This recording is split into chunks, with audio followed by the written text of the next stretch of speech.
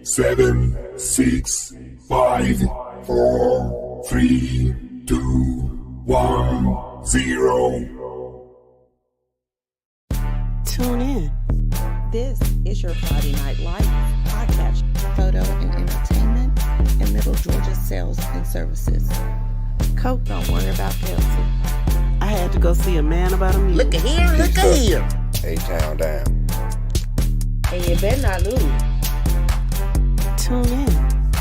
Not so fast, my friend. You better say it with your chest. Come on now, shout it. And you better not lose. Hey, you better watch your mouth now. I am a Lego. Better shut your mouth. Yes, I am. I don't mean to interrupt. Better say it with your chest. Let's get it. And you better not lose. What's going on, guys? Damn. I type that fast and I don't know what. I'm sorry, y'all. But Obadiah had that pre-planned ready to go. All he had to do was copy and paste. What's happening, people? How you doing, J-Bo? What's good? What's going on, Obadiah? How you doing, Jamie? Cockwood in the house. Let's see. What do you say, Obadiah? If Rome beats Langston Hughes, then TCC handle their business. Just know I'm calling out next Friday because I will not miss a TCC game. Oh, it was pretty tight. So yeah, the top bracket won. So if Langston Hughes loses to Rome, y'all got to travel up to Rome. Okay. How you doing, Mr. Bird? Welcome. Hey, Paris, how are you? Jamie, did I tell you hello? If I didn't, I'm sorry. How are you?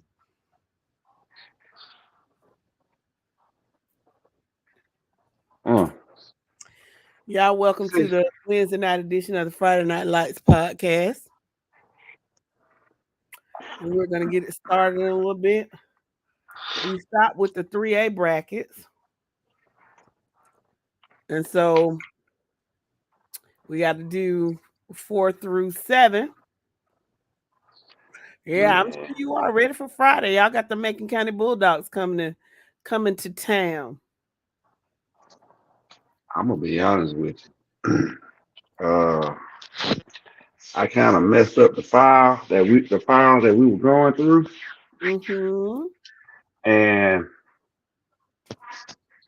yeah, the files that the original file was set up by the wizard, so I'm not going back. I don't feel like going back in and messing with him. So what we can do is, as the wizard go through, throw him off to the side and and then we can talk to the people and see what the people think. I think that'll be just fine. I mean, it's on the file is on the Friday Night Lights. He put it on the Friday Night Lights podcast page, right? Yes, he did. So, I mean, if they need to reference that, that'll work too. Well, I know tonight's conversation is going to be a little interesting. It's a few fan bases out there that's in their feelings. For real? They must Just not like what the wizard had to say. I don't think they did. Oh, well, you know what the old people say? What's that? You can't cry blood, and it'll be all right when the swelling goes down. There you go. Two tears in a bucket. Okay. And what's going on, Jeremy? He's trolling as usual, telling people Cockwood's gonna lose to Milton. How you doing, Mr. Gaines? Thompson Bulldog in the house. Who do y'all play this week? They got tunes. Oh, that's right. Right. Yeah, that's one of them fan bases that ain't too happy with the wizard right now. Well, they'll be okay. Yeah, I mean the wizard. I look at it like this: the wizard can't please everybody all the time. Exactly. That's not the wizard's job. Nah, he get down there with his little magic 8 ball and they do what they do. He bring it back to me. There you go. Okay. Your job is I don't fight my woman's battles. My job is to love her and take her where she wanna go. But sometimes though, it feels like every night I gotta prove my love. You're so crazy. Mr. Gaines wants to know what the Wizards' predictions are. Well, see, the Wizard took a little trip and Mike started fumbling around in his files, knowing he didn't have any business, and he kind of messed them up. But I tell you what, we can definitely read them. I can go to No, the no, no, Friday no, night. no, no, no, no, no, no. I didn't mess up the files. What I was saying was the files we were using Monday night was his files where I cleared out his predictions. Oh, okay. And after Monday night, I just hit close, right? And when it say changes, I said no. So therefore, I'm not. I just don't want to go back in and mess with the file again. That's why I'm saying when we get to that particular Oh, classification, we can just start moving things around like we were doing on Monday. oh, well, that's fine. I mean, I mean, we already did through 3A. We hadn't started on 4A, right? So Correct. we can just start with 4A, and it's great. How you doing, Mr. Hurst? Mr. Map? I see you, Green County in the house, getting closer to Friday. Yeah, y'all got a big game over in Bowden. Well, we're gonna do it like this. Let me see. I'm give me like 10 seconds. Let me run down to the basement, see if he down there, if he ready to come on up or not. If he ain't ready to come up, then we'll get started without him. How about that? Gotcha. How you doing, Alex? You can't wait till Friday. Who's your team? Let us know again, Alex, who your team is. Oh, Jabo said we didn't finish 3A because we were talking about Peach. Okay. Yeah, I had to get off early. I thought y'all had finished. My bad. Did y'all at least get to the final four? Uh, Okay, Lamar County. Yeah, y'all got a big game. Who are y'all playing? Swainsboro. Yeah, that's gonna be a good one. And there are a uh, lot of intriguing matchups this week. he said we can go and get started without him, and he'll jump in when we get Okay, to 4A. okay, So, well that's fine. Let's finish uh, up 3A. well, all right, let me see something. I was just gonna start from the bottom because I was gonna show his predictions.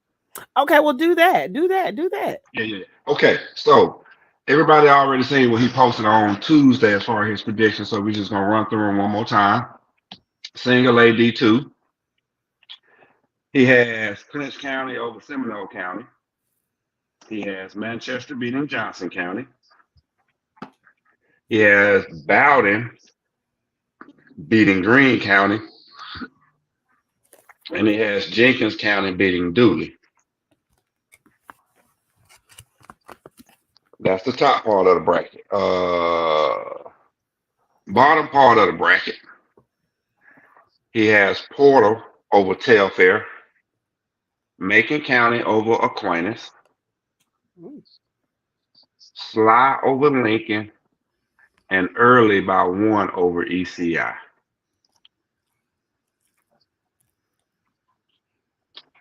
So I'm gonna see if let's we see. got any feedback. Let's see.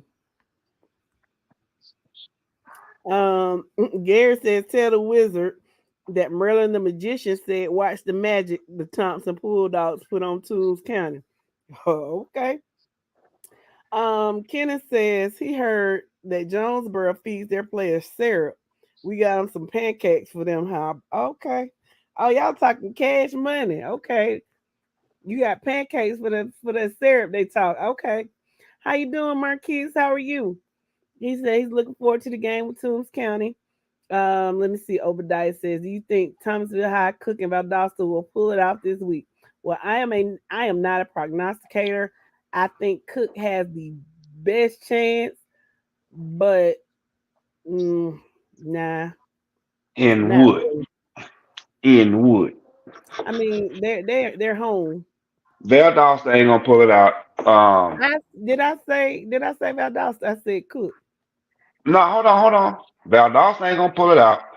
I'm assuming THS is Thomasville, right? Hmm. So Hmm.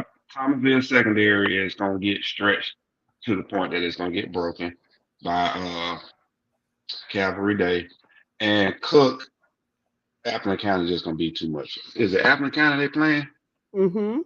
Yeah, Appleton County is just gonna be too much for Cook. Okay. You heard that, Obadiah. What's going on, Mr. Johnson? We're doing pretty good. How about you? Patrick said, come on, Wizard, don't count out my Aquinas, boys. No, we ain't counting him out. I mean, he got it down as a 3-point game, so he ain't counting y'all out. He's making county pulling out the victory. Jamie says Greene County is gonna win. What's going on, Mr. Tate? How are you? Cameron said, y'all chill on Jonesboro. You heard that, Mr. Hurst? He said, y'all chill on Jones. Cameron said, you chill on Jonesboro. I'm just reading the comments, Mr. Love. I didn't say that. What's going on, DeMarcus Cummings? Big Thompson checking in. Let's see. Montega says Early County will be ECI by 10 points or more. Paris says Manchester and Clinch is going to be a good one. Kendrick says Jonesboro Cardinals, Northside War Eagles, all of it tastes like chicken. Okay. I like that one. Jamar Stokes says Appleton is a strong number 3. I agree. Jamie says, how do we get Ken Hortman unblocked? EP has to go into his StreamYard and go into the settings and unblock him from there because I can't do it from here. I don't have that type of access.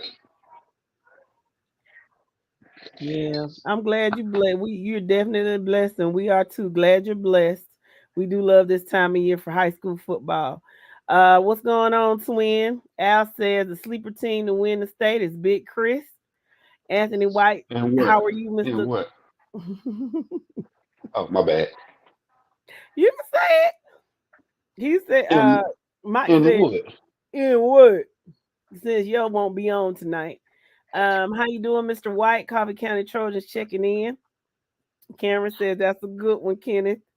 DeMarcus says my best dog win, Thompson versus Toombs.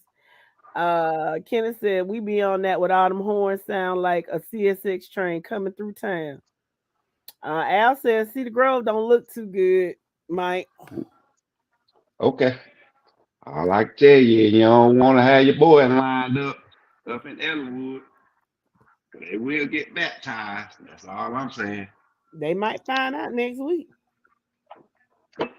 if they can hold Duke. I'm gonna tell you like this: take it one game at a time, bro. Take it one game at a time. That's all I'm gonna tell you. Don't look past Friday. Okay, go to the other side. All right. Class A D1. Got Bleckley County over Irwin County. Obviously, PAC over Mount Vernon. Got Tryon beating Elbert County and Swainsboro over Lamar County.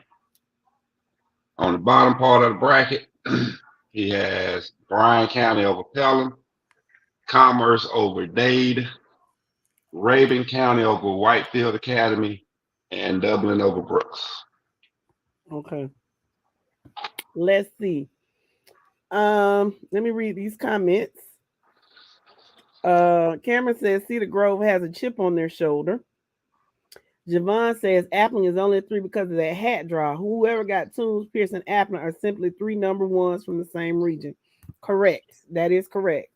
Sherman Kathy Williams says Appling County had a 3-way tie, drew the 3 seed.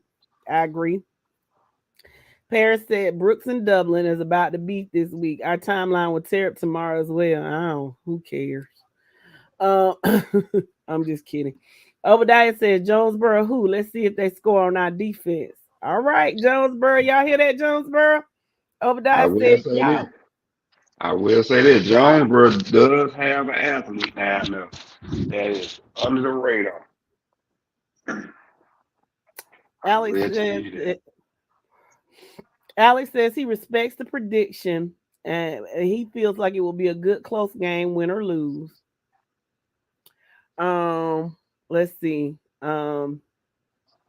Jamie says Colquitt has everyone coming back this week, so West let So Westlake, they on your AWS. Y'all heard it from Jamie. D says we got to bring our A game against Perry. I believe the winner of Bainbridge and Perry goes to the Benz from our side. I do too. I mean, you're basically playing yourself when you play Perry. Y'all are kind of mirror images. Based on I talked to somebody from Perry and I asked his opinion about it, and he said y'all are basically the same team. So, Steven said D Williams agree with you. Al said how did Peach Contain do? I didn't go to that game, Al. I had something to do. Dro was there and Yo was there. If Dro comes on, I'm gonna make sure I ask him that question. But just like any good back, I will tell you this: we contained them for about 3.5 quarters. But like with any good back, the law of averages say they're gonna break it sooner or later, and that's exactly what he did. I can't tell you that much.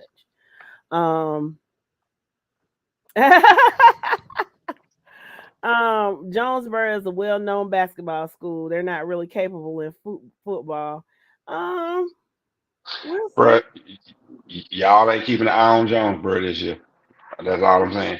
They got a couple of real athletes over there that's balling right now. Cameron said, "Don't tell them nothing. They'll see Friday."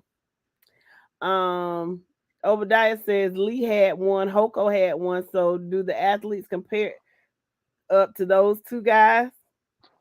All I'm saying is Jonesboro has a couple of athletes over there that are balling. Have they seen the level of competition that they're finna see this Friday? No. So therefore, I'm gonna leave it at that. So when you look at the region and the schedule Jonesboro had, you understand why they balled out. Schedule region ain't that strong.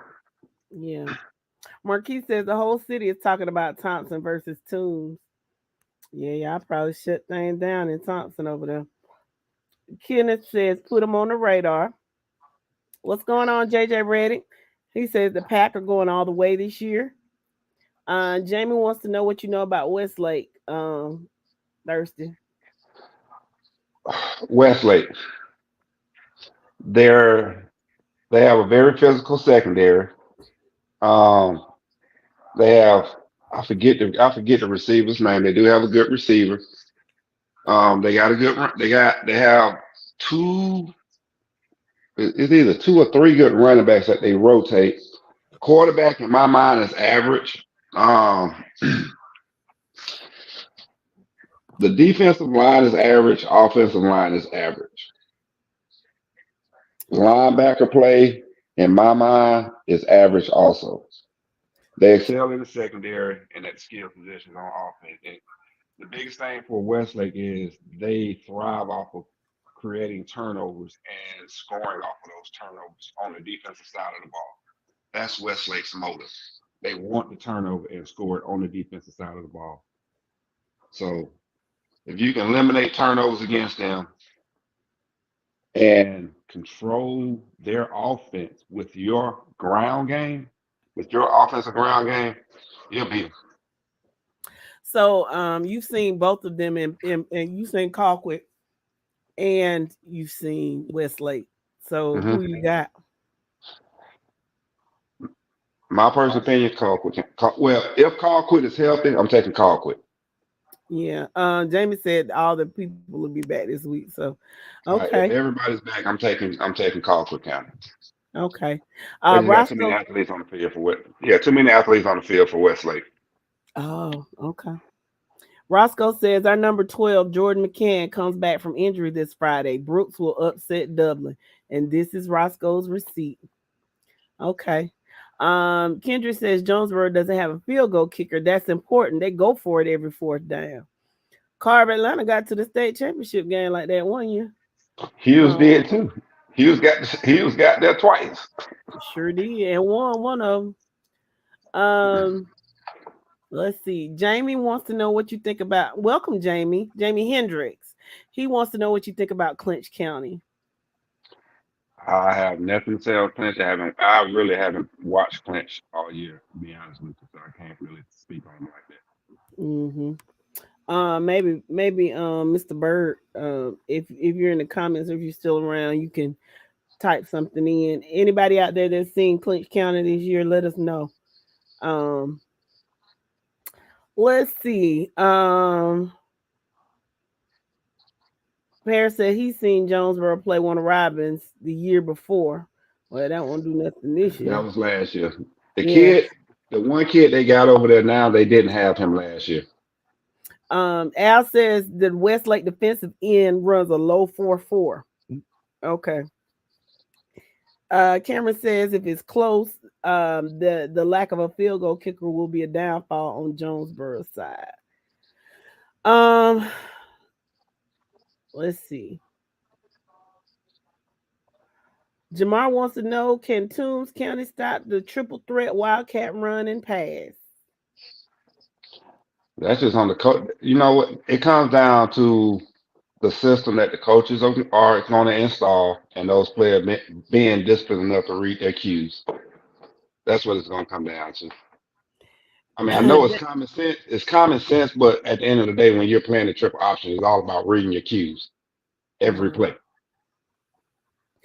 Daniel James says, "Yeah, Westlake has a ton of athletes, but if Colquitt is healthy, then they're going to run off on Westlake in the second half." And we're gonna ask Al a question when we get to AAA, but I haven't forgotten you, Al. I'm gonna ask it. Obadiah says, Cameron, make sure you show back up Friday night at 11:30 to say it with your chest. And what's going on, Mayweather Jr.? Let's see. Javon says Appling went to a Wildcat against them and they couldn't stop it. Appling definitely beat themselves in that one. Okay, that was Toombs County. Okay. Let's see. Okay, let's go on to 2A and we'll go ahead and we'll read the other comments later. All right. 2A, you got Fitzgerald over Spencer, Callaway over Model, Rockmart over Union County, and Toombs County over Thompson. What? Yeah. That's the top half. Bottom half of the bracket, he got Pierce County over Laney, Fellowship Christian over North Murray, Columbia over North Cobb Christian, and Appling over Cook.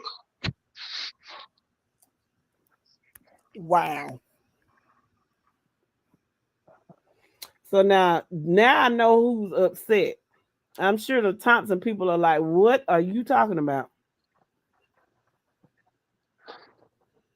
Mr. Wizard.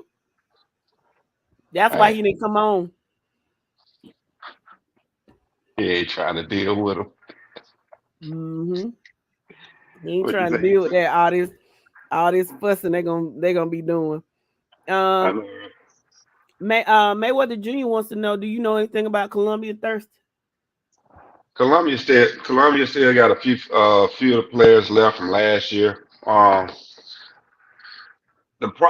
It's not Columbia that I'm concerned with. It's North Cobb Christian. North Cobb Christian is not playing up to their standard this year. That's why I don't see North Cobb Christian getting past Columbia in the second round. That's just me. Okay.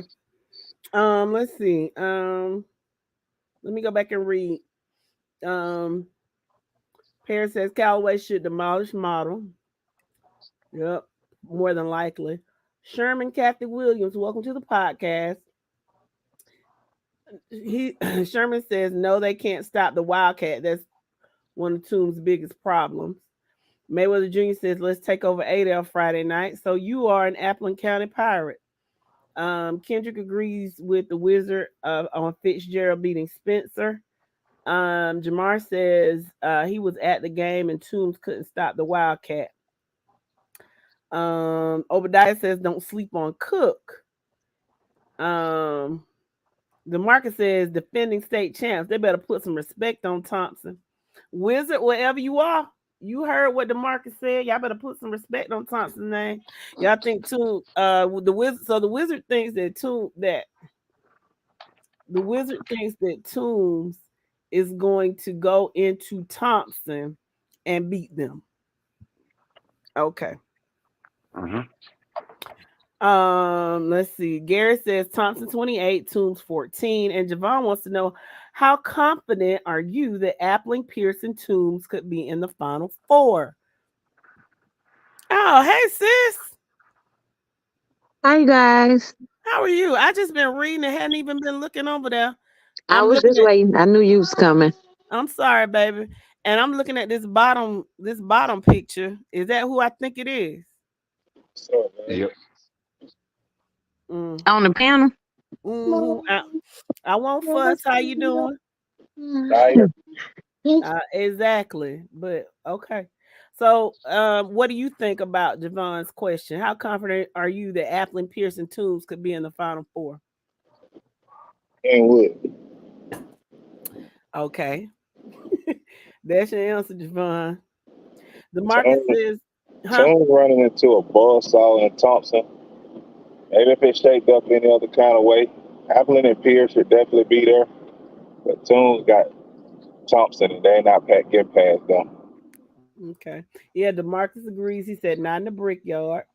Obadiah says, laugh now and get shot later if Cook County beats Appling County. Scott Media, welcome. Would like to know, why does the Wizard think Toombs will beat Thompson? Now, Mike, I know y'all are very close, but I don't know if you can read the Wizard's mind or not. So, do you think you know where he might have been going with that prediction? All I can say is that's between him and his Magic 8 Ball. Yeah, he shakes the Magic 8 Ball, and what comes up is what comes up. But So sometimes he be having some weird theories on stuff, and I'll be like, huh? Okay. You know. okay. Oh, Marquise, you gonna start up. He wants to know what's up with the Falcons and Arthur Smith. He need to be fired. That's what's up. Let's see.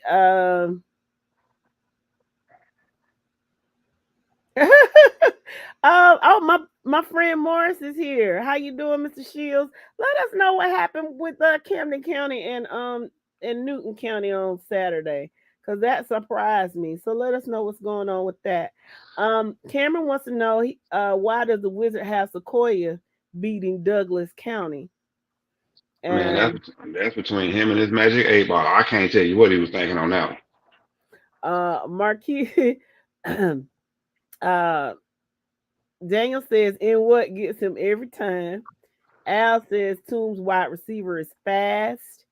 And Javon says, is Appling the last team to beat Thompson at the Brickyard 2 years ago? Good question. What the wide receiver for Toombs was killing Appling secondary all night until they put somebody out there to match his speed. Marquis says the last team to beat somebody in the Brickyard, beat Thompson in the Brickyard, was Burke County. Okay, so let's go on to. Oh, Jamie says Newton kept going for it on fourth instead of kicking it. Well, that wasn't very smart. Okay. Now we're going to AAA. What's up, Nikki? How are you? Welcome. All right, so 3A. Top bracket, he has Mary Persons over Chris County, Cedar Grove over Bremen, Lumpkin over Oconee, and Morgan County over Savannah Christian.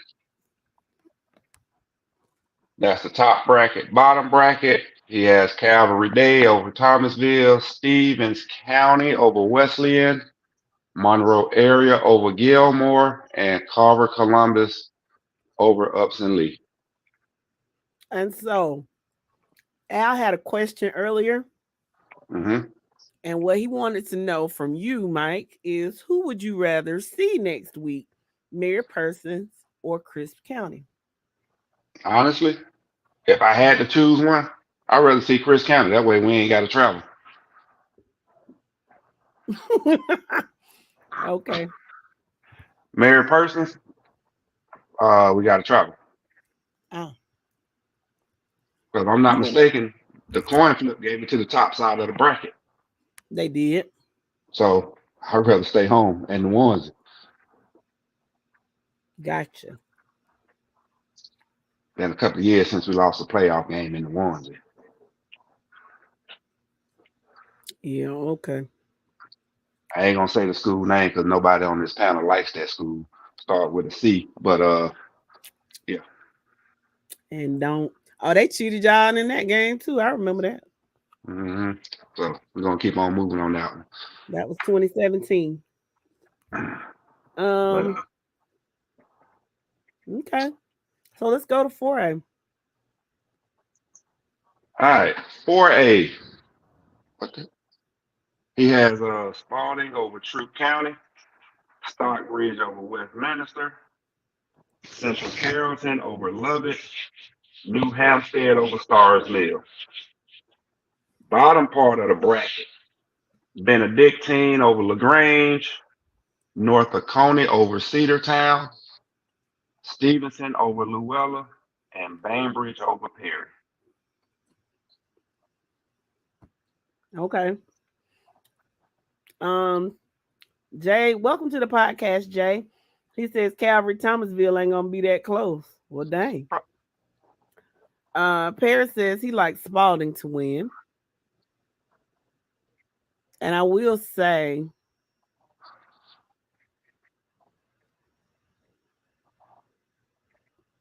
okay. Let me look at that bottom left bracket. I think it is. No, it's the bottom right bracket.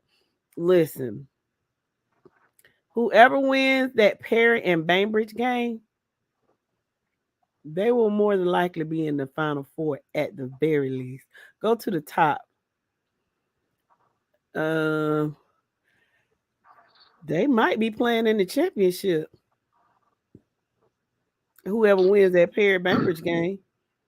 I don't know. That Central Carrollton team. Ooh, Yeah. I like them down there. Okay. Let's see. Obadiah says no disagreement in 4A. Zachary says Perry's defensive line is fast and physical. That they are. Paris says Stevenson is going to execute against Luella. Can we hold on? Perry, Stevenson playing Luella.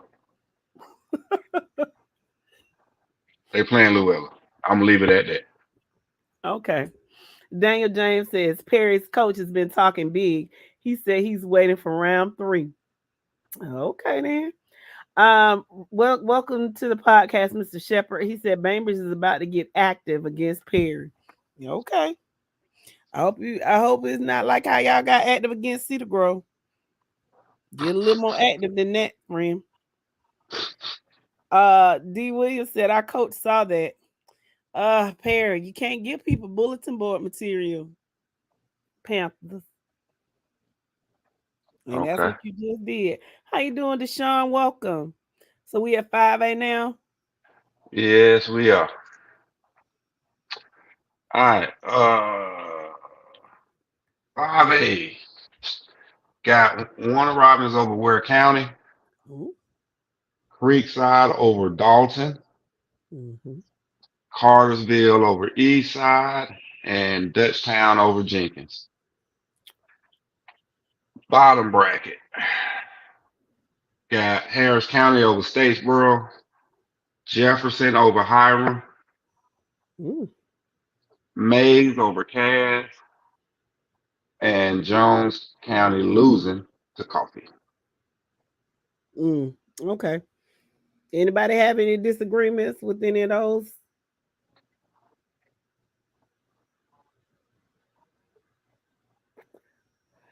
Let's see. Any comments? Let me see. Our coach has championships. He knows how to win. That's Bainbridge. Daniel says, I don't know why he came at Littleton like that. Jamie says Coffee is going to stay. I believe Coffee is definitely going to stay. I think it's going to be Coffee and Creekside. That's just me.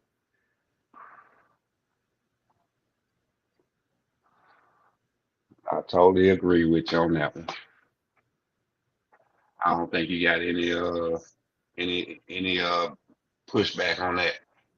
Cameron says he would really like to see Dutchtown and Cartersville in the next round. Dutchtown don't want to go up there, the Hurricane Country. But I'm gonna tell you what, that Cartersville, if Cartersville does beat Dutchtown, Eastside Dutchtown or Jenkins, that Cartersville coffee game is going to be epic. I do believe that would be one I really would like to see. Did she get cut off? Jeremy wants to know what happened to GAC in the first, huh? Oh, she must have hit the mute button by mistake again. I didn't. Who me? You can't hear me? Oh, no. You know what? That was my earbud went out. That would have was. I'm I just lost everything. Hold on one second. Okay. I'm sitting up here like, man, I just lost all sound just stopped. What happened? Yeah, me thinking I was going crazy. And shut up. I'm not crazy. All right, we back now. Okay. T-Mac, what's going on, friend? He says we are not eating Crow Friday. So Who is we? Ware County. He said they are not eating. They are coming to Warner Robins to handle business. Okay. Good luck.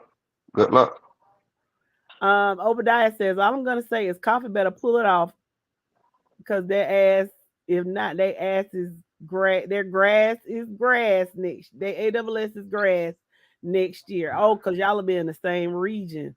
Oh yeah. Jamie says, give me Coffee versus Dalton.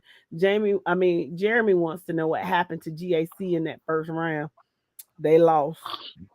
That's all that matters. Paris said he'll be at the Warner Robins game Friday. Okay. D says, I'll see some of our players logging in. Keenan Phillips is our 3-star running back. We're standing on business Friday. Perry coach said they winning. Okay. Well, welcome to the podcast, babies. Y'all welcome. Come on in and listen and see what we got to say, sugar.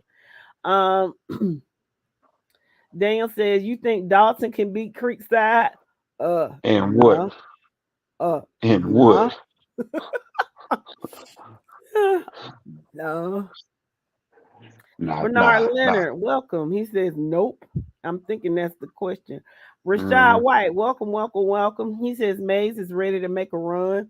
And Mays might have something to prove this year, too, especially since that controversy early in the year. They might have a chip on the shoulder, overcoming adversity. You know how that goes. Mm-hmm. So we'll see. So this is 6A. Yep. So we got what do you got? Lee County over Lovejoy. I'm still questioning his Sequoia over Douglas County, but that's what he did though.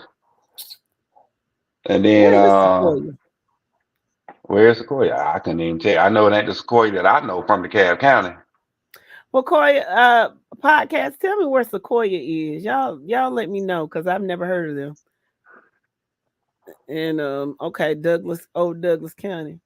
Yeah. Okay.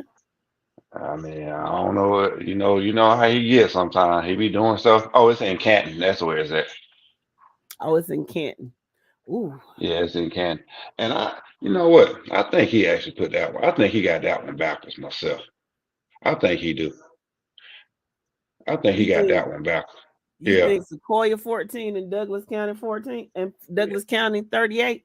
Yeah, that's what I really think he meant to do. Because that right there is absurd to me. Sequoia don't play nobody. He does drink a lot, so yeah. I'm gonna have to talk to him on that. We got Roswell over Lanier, Maris over Brunswick, and what we got in the bottom bracket. In the bottom bracket, drive. Ooh, that's a long drive.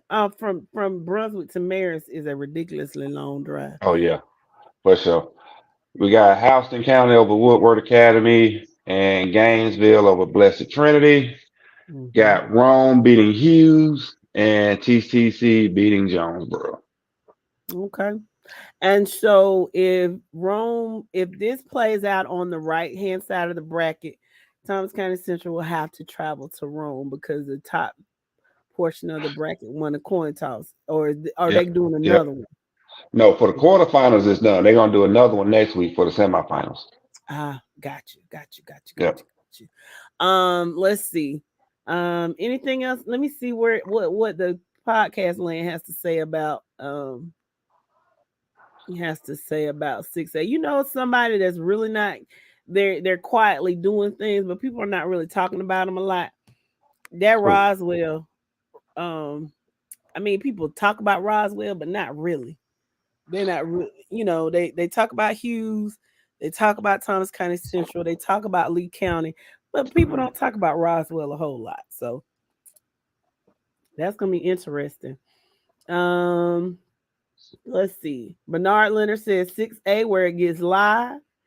Obadiah says Lee will defeat all three of those teams.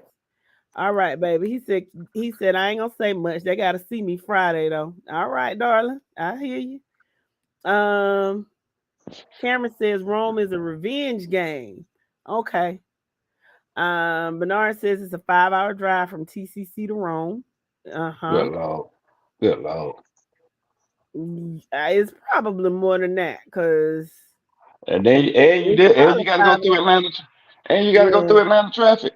Yeah, it's about 6 because it's Rome. It's not Atlanta proper. You got to go through Atlanta, and from Thomasville to Middle Georgia, Fort Valley is 2.5, 3 hours. So you got to add another 2.5, 3 hours to that. So it's closer to 6 hours, friends. I wouldn't go to work that day. That's all I'm gonna tell you. Well, thanks for the heads up. I have to send my good luck text early. Yes. Let's see. And yes, I do believe y'all travel deep.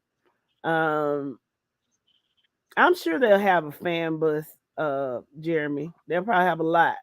Paris says Hoko's passing game would kill Woodard Academy. Cameron says you got to go past Cartersville to get to Rome. Exactly. So yeah, way more than 5. But they going to Kentucky. Tennessee, sure enough.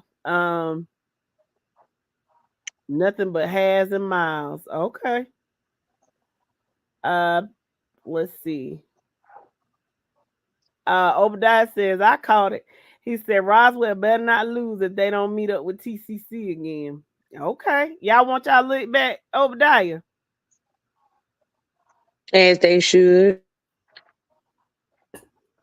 That's right. Get your lick back, baby.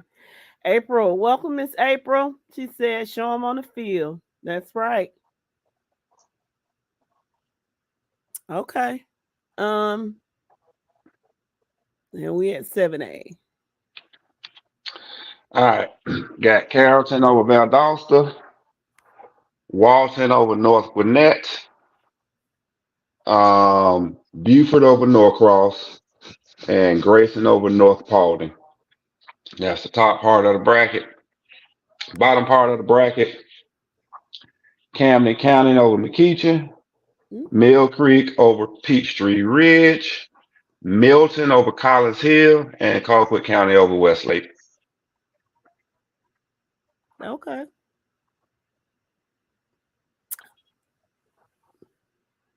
Camden and McEachin is interesting. Road Warriors winning on the road. Okay. D says he needs a Highway 84 sweep Friday. Bainbridge, Thomasville, TCC, Brooks, Seminole, and Colquitt. And what?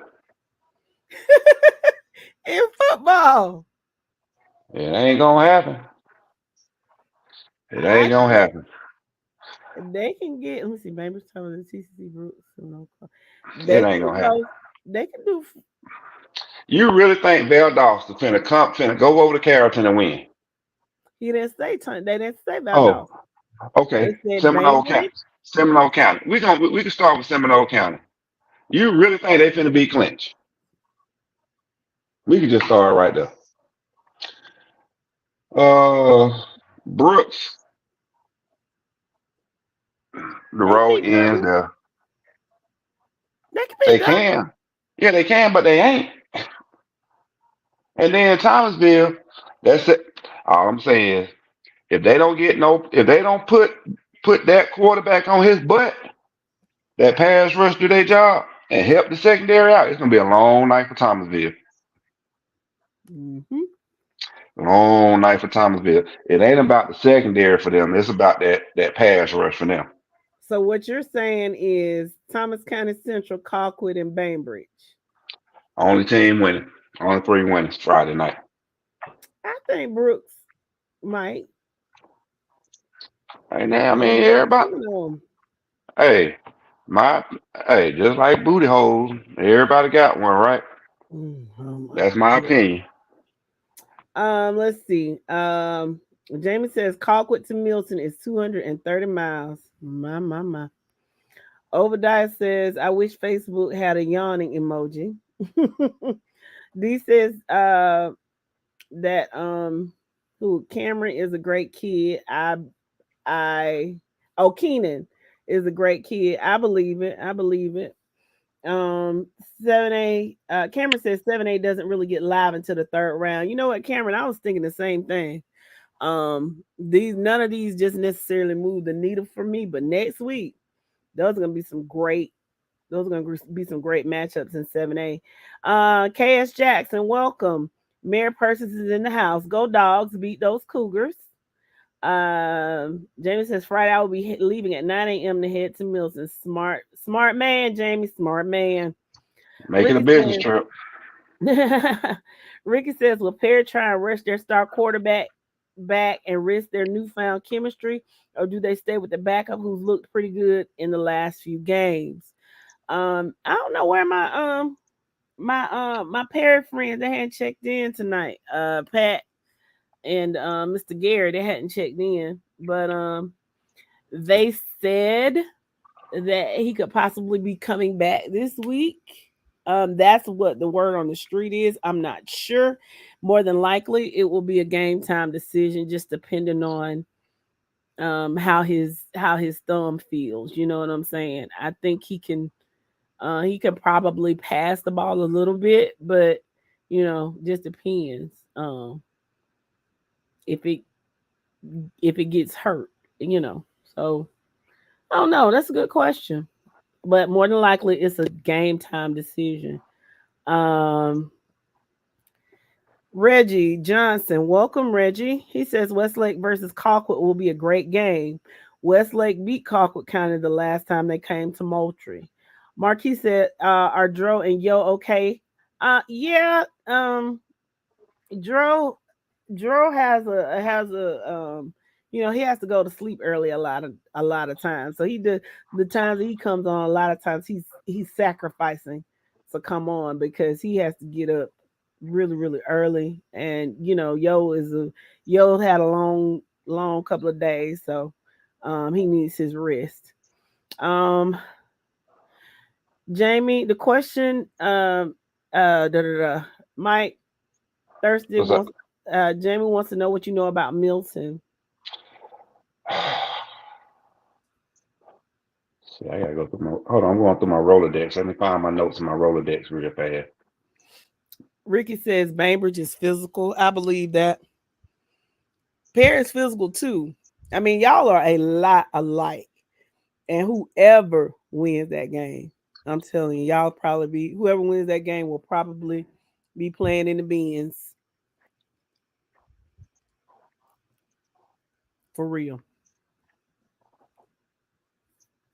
All right, so I think during the preseason game when we evaluated Milton, we talked about them, that sophomore that they had coming up to play quarterback.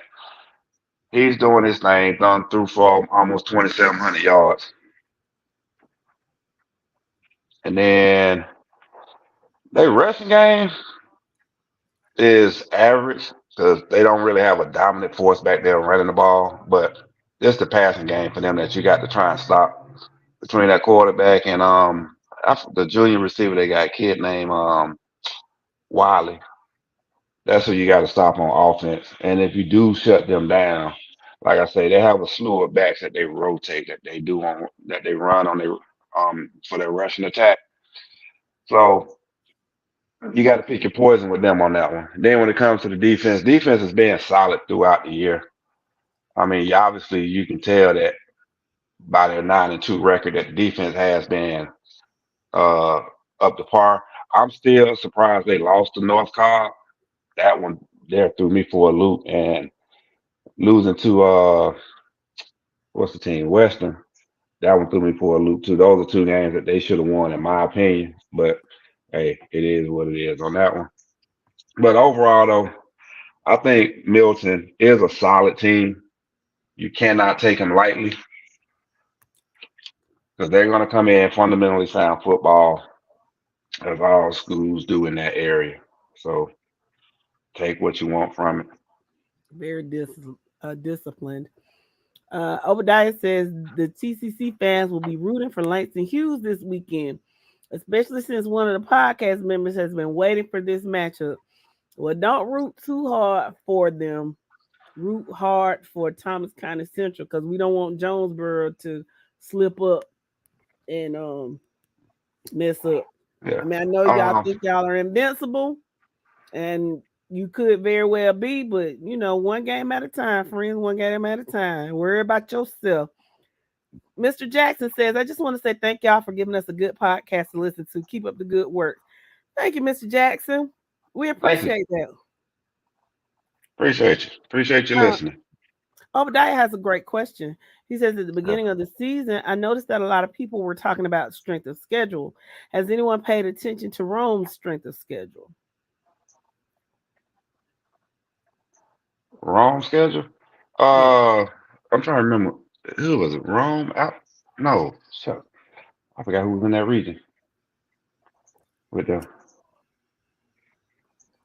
Because the only thing we looked at was, I know when we did our preseason assessment of them, we only looked at what they lost and what they had coming back. Mm-hmm. Shucks. Y'all made me go through my Rolodex again. James, why y'all be asking so much? Why y'all be asking good questions like that? I hate it. I like it, but at the same time, it'd be trouble because y'all be making us think. Man, it's over 400 high schools we gotta keep notes on. Because they thought they trust you. They trust you, friend. I know. Reggie says, don't be surprised if that happens. I guess he's saying Jonesboro beating Thomas County Central. And says, what? Listen, be quiet. D says, yes, thank y'all for this podcast. I tune in regardless if I'm at work or in the club. I'm in the gym now, tuned in. Well, thank you. You all don't know how much we appreciate that y'all think enough of us to tune in to listen to us. So thank you guys. Cameron says that's every year with Rome, and I think that's what kills them in the playoffs every year. Yeah, because when you pay attention to their schedule, I mean, yeah, they lost to Carrollton by 20, but outside of that, they did what they were supposed to do against every other team that they played. Now, they do come out of a weak region, that is for sure, though. Let's see. Reggie Johnson says Rome got blown out by Carrollton. They played a weak schedule otherwise. Yeah, it's a pretty weak schedule, but they handled business. I mean, they had no outside of the Carrollton game. Everything, dude. They was averaging at least 53 points a game. Wow. Okay. Let me see something. They put up some numbers now. Let's see. Cameron says their schedule is weak and the only team they play worth the damn is Carrollton. How you doing, Danny? What's going on? Patrick says he loves it and love being a part of it. Thank you, Mr. Bird. We certainly appreciate your input as well. Reggie says, no, I'm talking about don't be surprised if Collins Hills beats Milton. That ain't gonna happen. That ain't gonna happen. Collins Hill ain't Collins Hill from what we know Collins Hill to be. No, that ain't finna happen. He said Jonesboro don't stand a chance versus TCC. Okay. So no, Jones. Man, let me find it. I forgot what that kid name was because I met his cousin, and that's how Jonesboro got on my radar. Talking to his cousin. Hold on, I'm finna tell you the kid's name here in just a second. Mm-hmm. Oh, yeah. Let's see.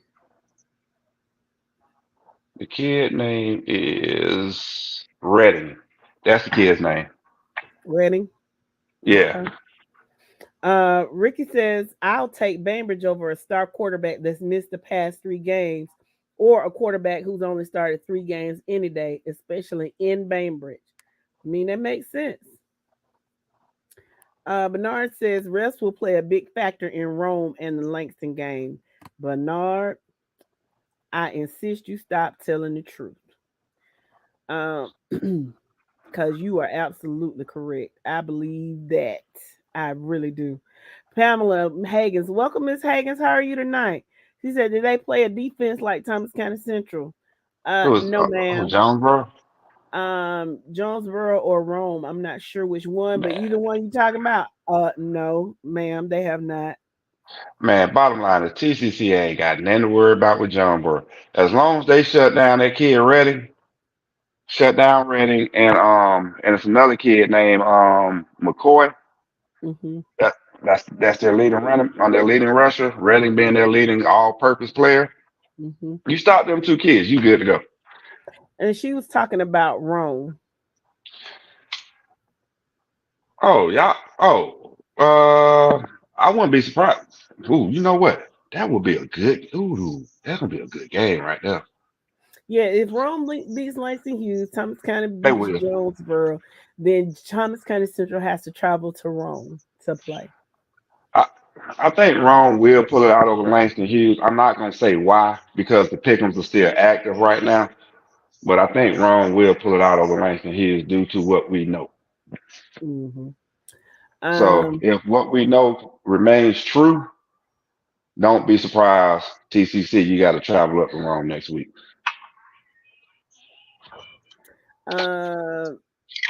Let's see. Obadiah says I wouldn't be surprised if the state title is a rematch of Region 1. Yeah, that's what Yo said earlier in the year. In James 7A? says In 7A? in 6A. Oh.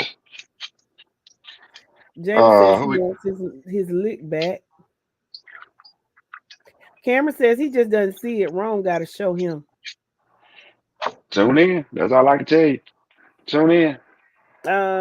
Daniel says it's 2 Reading kids for Jonesboro. I think one is a senior and the other one is Martez. sophomore. Yeah, the one named Martez Redding. That's the senior. He's the senior. That's the kid that's been killing folks this year. Oh, okay. Yeah, I'm Martez. good. I'm good. What's going on, Mr. Robert? How are you? Let's see. So I don't have any more comments. So,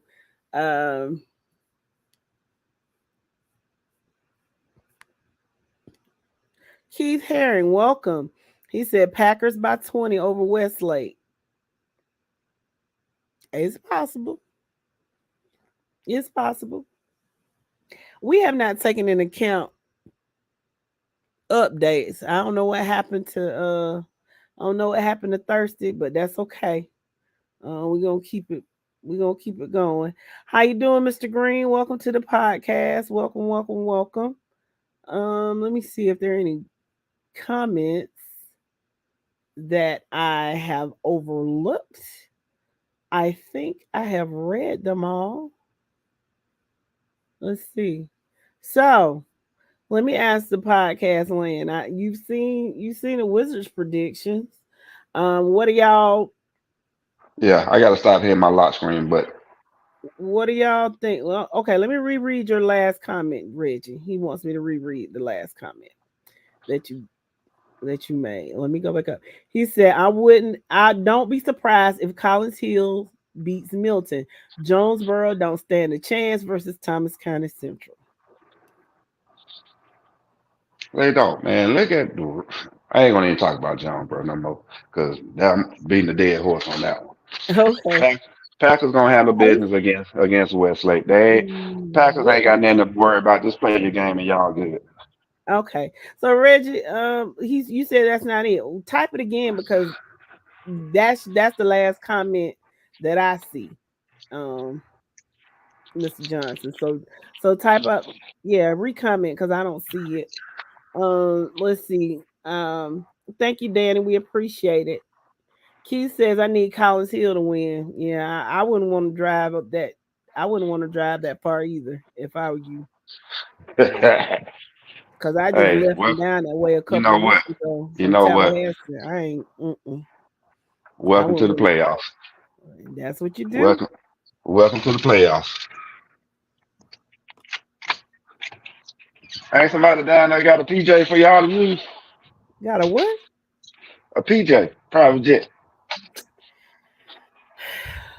A crop duster, maybe. Yeah. Let me stop. I'm tripping. So I you know crazy. I'm messy. I'm a terrible human being. I know it. Yes, and I have not This said is that. messy. Yes, real messy. Keith says surely they have a private jet. Yeah. So don't be worried about travel. But man, that's what you know what though. That's the thing about that's the fun part about the playoffs, man. That's the fun is traveling. Yeah, right. Going into them hostile environments and kicking butt. Yeah, but you don't like to be on the road. You spend most of your time in the onesie and then travel over to the Benz or to Georgia State. You ain't had to I go no mean, damn well. can't be mad because the coin flip happens to go our way. He says we are more than cotton fields. Of course, you're more than cotton fields. You talking? I'm from the country too. I'm not from Atlanta. I'm from the country too. Oh, okay. See, that wasn't on there, Reggie. Okay, you said remember Milton lost to North Cobb by 20. Collins Hill beat North Cobb by 30. Can Collins Hill put two good games together back to back? I see y'all want to use that common opponent thing, bruh, but this the playoffs. All that go out the window. Obadiah says just as long as those private jets can carry the entire team, not just half. I'm sure they got more than one. Oh, we haven't been to 88 ATS for Okay. 2 years. Oh, okay. Well, I mean, I think Welcome, I got a good chance to go back. welcome, Joe. How you doing, Dro? Hey, what's going on, everybody? Good. Somebody Hey, just Joe. asked about you. What's up, I Kerry?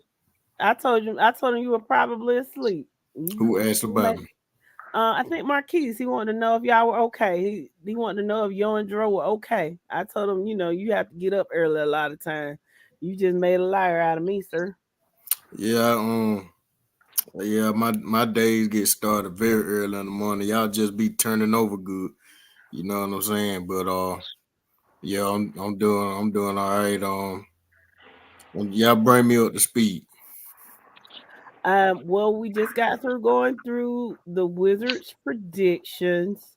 Um, let's see. Jamie has a question for you, Dro. He wanted to know how you felt about Milton. Um, the Wizard had a few controversial picks. One And of a them drunk pick. and a drunk pick. The controversial pick was Toombs over Thompson, and the drunk pick was Sequoia over Douglas County. Okay. Uh, Let me say this, Big Mo. Thirsty, Jess, Kier. It's good to see y'all. We'll talk with y'all tonight. First of all, give me a second. Let me get my screen going over here. Then I can try to answer some of these questions. Y'all give me a second. okay. Colquitt. Will Nico fan play? Y'all let Reggie know. I think somebody said that everybody is healthy. So we'll see. Yeah, that's why I say if everybody's healthy, Colquitt wins. If everybody's not healthy, Westlake has a chance. Barry says he likes Toombs over Thompson. We know that, Bear. Thompson said y'all gonna put some respect on that name. Y'all keep counting them Nope. out. Nope, not doing it. Not doing it. That strength of schedule just can't allow me to do it. Let's see. Roscoe says, "I'm sorry I overlooked your comment." Roscoe, he said, if Brooks beats Dublin and Rayburn beats Whitefield Academy, Rayburn got to travel to the 229 and feel this hammer. That is a long ride. My. Keith says it's some money in the hog pen. I know it is. It's plenty of money down there. Let me tell y'all something. People talk about agriculture, but that is the number one industry in the state of Georgia. Please understand the type of money that comes from that. And I was an agricultural economics major in college. So listen, let me tell you, it's a lot of money in it. So where y'all see a whole bunch of animals and plants and stuff, I see plenty of money. That's what I see. Yep. Isn't Rayburn the school that's gonna start them with too? Yes. Yeah. If that plays out, Roscoe, handle your business because we showed them what it was when it came to Thomasville. Handle your business. Obadiah says, y'all think Pelham will pull it off? They play Bryan County, if I'm not mistaken. And nah. Can't. Gotta use the line in wood. In wood. They got a chance. A snowball chance. Shout out to my brother, yo. I hope he's in dreamland right now. If he ain't, I'm gonna cuss him out. Jamie says in 2015 we took 8 fan buses to state. I know I should have gone down there to Moultrie and robbed everybody. Everybody was in Atlanta. I had that robbed them folk like them folk did that Amazon truck the other day. Rob them blind. Reggie says, I like this live and Jess, you're doing a great job moderating. Thank you so much, Reggie. I appreciate that. Jabari says, what do you feel about the Thomasville and Calvary game? And what's up with the receiver at Thomasville? Is he hurt? I'm not really sure. Well, I already gave my input on that game. Sis, you want to comment on it? Mm-hmm. I'm just gonna say that we're gonna show up and play, and dogs on top. As far as the receiver goes, are you referring to Jay Rand?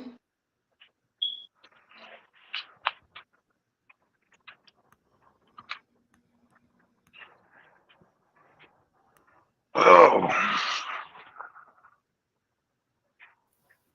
Reggie, Jabari, that question was for you. And if you are, not sure if anyone else has reported it, but we've been talking shit about it all week. So if you're referring to Jay Rand, he's gone from hurt to no longer on the team. There's your answer.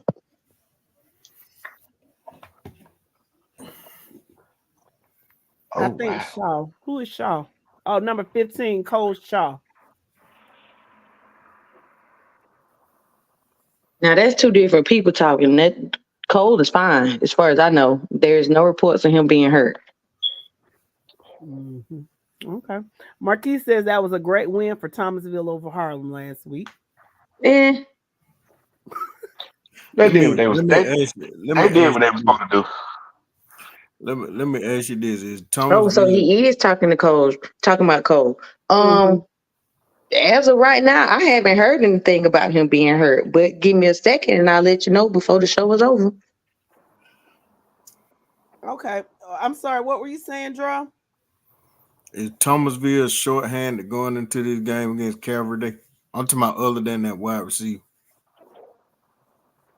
Apparently so. Sound like nothing has been presented as a concern, so I'm not sure where this information is coming from, but I'm checking into it currently. Okay, and I'm assuming the game is at Calvary Day. I'm not looking at my bracket right now, but it is. We got to go there. I'm gonna say this. I'm sure Thomasville will go into that game and they're gonna leave it all on the field. They're gonna play as hard as they can play to try to advance to the next round. With that said, I think they're gonna give Calvary Day, their best shot. But seeing that it's a home game for Calvary Day, I'm not trusting any officiating in these games, with these home Exactly. teams. I have to give the edge to Calvary Day in this game. But I do think that Thomasville will fight. They will play hard, and Calvary Day better not, take them lightly. That's what I say on that. Mm-hmm. You have a question about Jamie wants to know what you think about Milton. Colquitt plays Milton this week. You want to know? Colquitt plays Milton. They don't play Collins Hill. No. Milton and Collins Hill play each other this week. No, Milton and Colquitt play each other this week. No, I thought Colquitt playing Wesley. Yeah, that's what I thought.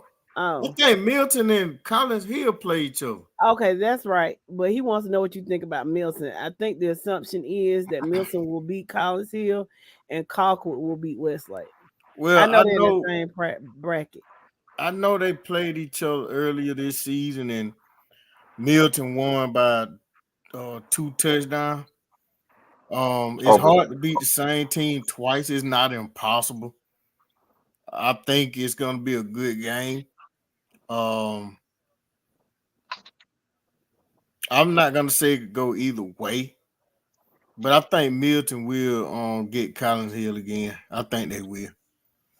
I mean, like I said, Collins Hill ain't Collins Hill.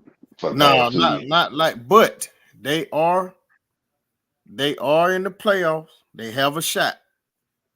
You know what I'm saying? So, give them credit for that. A shot in the dark. But I think that Milton, may pull this one out. Yeah, they got a chance, a snowball chance in hell, but they got a chance. That's all you need is a chance, right? We got a new saying Thursday. They got a shot in the dark. Let me write that. Hold on. Let me put that in my book. Okay. Let's see. It was something. Okay, Jay says it won't be close enough for any officiating to matter. He's talking about Thomasville and Calvary Day. So I'm assuming he's going with Calvary Day in that game. Uh-huh. He said, so can we? Okay, so somebody earlier was talking about strength of schedule. Let's pull up Calvary Days because from what I'm being told, I haven't looked for myself. It's been a busy weekend. We ain't got to look at it because they had a cupcake schedule. That's what I've been told. They do. Thomasville has a tougher schedule. Trust me. So let me go back to the comments real quick. Jay Schaefer, have you watched any of Calvary's tape? No, we aren't. I'm not. I'm just a fan, not an analyst, prognosticator. I'm none of those things. But if we played tougher teams, that means not to count y'all out or nothing if you're a Calvary Day fan, but we're kind of built for this. We're a little ready. I'm going to say a little ready because I'm still waiting to hear back about who will and won't be playing on Friday. But don't think it's just going to be a lay down and we get beat to sleep. Did that too many times this season. We ain't doing that again. I'm going back. I'm doubling down on what I said. Thomasville's pass rush got to move that quarterback. Yes. That's the key to beating Calvary Day. Look at last year. They didn't face a nice pass rush until they ran it until the third round. Hopefully y'all got, I haven't watched film on y'all in the last couple of weeks on Thomasville. I'm hoping your pass rush is up to par, and I'm safe to say y'all got the athletes in that pass rush to affect them. That pass rush just needs to affect them because I know your secondary ain't gonna be able to hold up. They have to respect that quarterback. That's a fact. You got to respect Calvary Day's quarterback. Yeah, I understand what people saying about the schedule and about this, that, and the other.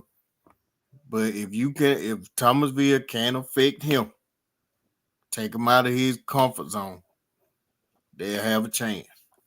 Is he the quarterback that's going to Florida State, or is that Benedictine? I thought he was going to Miami. The one at Calvary Day. I don't know. I know. Excuse me. I know somebody is going to Florida State and somebody's going somewhere else. I Hey, just didn't know. after this past weekend, that might be changing for whoever going to Miami. Because the U ain't back, baby. He might need to go. I think that guy broke his arm. It was terrible. Let's see. Obadiah says, Jess, if Langston Hughes comes up short and TCC pulls it off, are y'all still going to travel even though it will be a different game and the game will be up north? Why, sure, Obadiah. I sure will. Rome is actually closer and the roads are a little better. So, yeah. How you doing, Elmo? Barry says, I think Thomasville is too physical for Calvary Day. Yo says 37 hours without sleep, and I still say Thomasville only loses by 10 points. And I say, take your butt to bed. Because if you just don't like no schools in Thomasville, just say that. We'll take that. We'll be fine with that. Reggie, okay. Thirsty gave his answer earlier, but if you weren't on, he'll repeat it for you. And Dro can chime in too. What do you think about Westlake versus Colquitt County? Now Colquitt that right County. there. Go ahead, Joe. Well, I was just gonna reiterate what I said. As long as Colquitt is complete and healthy, they win. If they're not complete and healthy, Westlake has a chance to pull the upset. And that's where I'm standing at. Having seen both teams play, that's where I stand. It's gonna be hard for Westlake to beat them in the hog pen. Now that Colquitt ain't healthy. So are you saying that Colquitt has injury concern? No. As of right now, they say they're playing. Who is it? Nico Pan is coming back. It's gonna play this week, but we won't know until the whistle is blown and the ball is kicked off. And he's the only one. It was somebody else, but somebody else too. From what I read earlier, they said all their team is coming back. So I'm going with the assumption that the whole team is coming back. Colquitt should win that game with no problem. It's gonna be hard for Westlake to get that one down in Moultrie. It's gonna be hard. That's tough. I'm not saying they can't, but it's a tall task. Yeah. Let's see. Jay says the strength of schedule is horrible. There's no debating that. Jamie says, so you think Colquitt will be too much for Milton? And Roscoe says Calvary Day hasn't played a team as physical as Thomasville this year. Yeah, for sure. I agree with that statement. Thomasville is playing with a purpose and has to outplay Calvary Day on all sides of the football. But like Joy said, the officiating might be suspect. Thomasville just go and take care of business. Reggie wants to know why y'all think Rome will beat Langston Hughes. Okay. Like I say, Pickens are still active, so I'm not gonna get to them there. Bottom line is, can they find the help for Aaron Nolan? That's the only question for that game is Aaron Nolan going to have the help he needs to win that game? Didn't they say 4 starters were See, hurt? there you go. There you go, spoiling it for the future. All right. But Langston Hughes got injured. Langston Hughes got injuries. So that's what has me thinking Rome and expecting Rome to go in and take care of it and handle business because Langston Hughes has injuries. From my understanding, from my understanding, there are key injuries to Langston Hughes. So can Langston Hughes overcome that and provide that help that Aaron Nolan's gonna need on both sides of the ball because he can't do it because he's not gonna play defense and get out there and do it on defense. Well, they're a different team without their wide receivers that he trusts. They are a totally different team. We've seen it during the course of this past season. We've seen it. Langston Hughes is not the same team without his heavy hitters, so to speak. Mm-hmm. Now, if these are key players that are out, this changes, the game. I'm not saying that Hughes can't win, but it does give Rome an advantage. So were these kids out when they lost those other games by 3 points? Is that what you're saying? Or yes, that's what I'm saying. Okay. And So they were injured then too. They've been struggling with injuries for a good portion of the season, if I'm not mistaken. Okay. yeah, but these, from my understanding, these four that are injured, they got injured last week, are key to them, are key players. So if that is the case, yeah. Don't get me wrong, Hughes does have a good coach down there. Hopefully he can put together a game plan, and hopefully he still has his running game to help that offense out and the defense. Because that running game will help both sides of the ball. Keep that defense off the field. All you need to do is average 3 yards a carry. Let me ask you this. Are hmm these key players, are these some of the same players that were hurt earlier this year? I'm not sure who they actually are. From what we were told last Friday and over the weekend, it was that it was key players. It was 4 key players. I hate Don't to know the hear that. names, don't know what positions, but that's what the word was. How I hate. true is that word? I'm not sure. Okay. What's going on, Coach Q? Day school. Jay Sheffer says the quarterback from Calvary Day is going to Tennessee. I know they wish he was already Okay. up there. I hate to do this, but I don't even know if Coach Q will even give us an answer on it or not. And I hate to beat a dead horse because the horse is dead. But I want to know what he thinks about what happened last Friday. He can answer in the comments or he can answer privately. I really want to know what he think about that. Okay. Obadiah says I brought up the question about if Rome had a weak schedule. I thought we talked about that. Their Yeah, we schedule is did. pretty weak. Well, it's weak. Yeah, the schedule was weak. The only valid team they had on it was Carrollton. And they got beat to sleep by Carrollton, right? Yeah, about 20 to Okay. 33-13. Yeah. Okay, well that ain't too bad. Jabari says Thomasville does have a stronger schedule, but Calvary has one of the best receiving groups in high school. Cedar Grove game last year was close till the fourth quarter, and I don't believe Thomasville is that good. Any given Friday. Y'all heard him. Then I lose. Let me put it this way, Jess. Okay. And again, I'm just using that game as an example this time. A lot of people didn't give Peach County a chance against Savannah Christian, right? Just like they're not giving Thomasville a chance against Calvary Day. When Coach Westbrook obviously changed his game plan at halftime, it became a totally different game. My point is, whatever game plan Thomasville needs to come up with that would give them the best chance to take Calvary Day to the limit, that's what they should do. Number one, you're going to have to let that Calvary Day quarterback know that y'all are there. You have to let him know that. You have to let him know it all night long. You give him time, he's going to pick you apart. That makes sense? Plenty of sense. I agree. Barry says he agrees with you. He said get a couple of late hits on him and throw him off his game. Nah, you ain't even got to do that. We don't do late hits. We don't.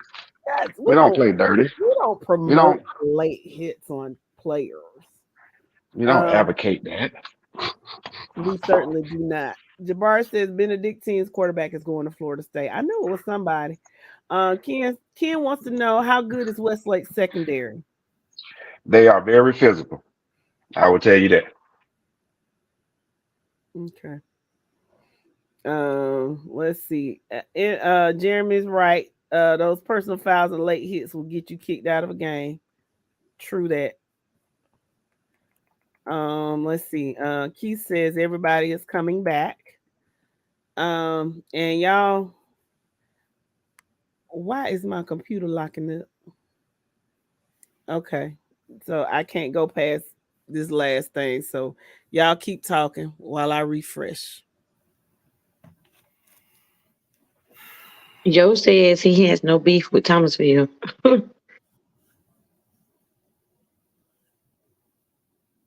And My bad on that. Did y'all hear what I said about Westlake secondary?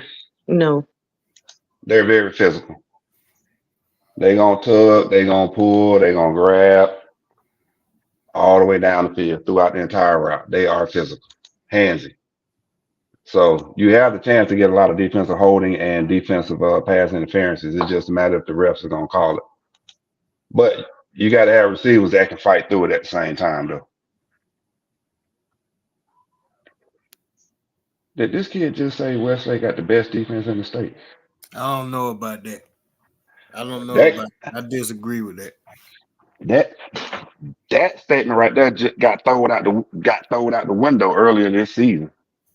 Yeah, I disagree with that. If I had to say which team had the best defense just based off the stats alone, I had to give it to TCC.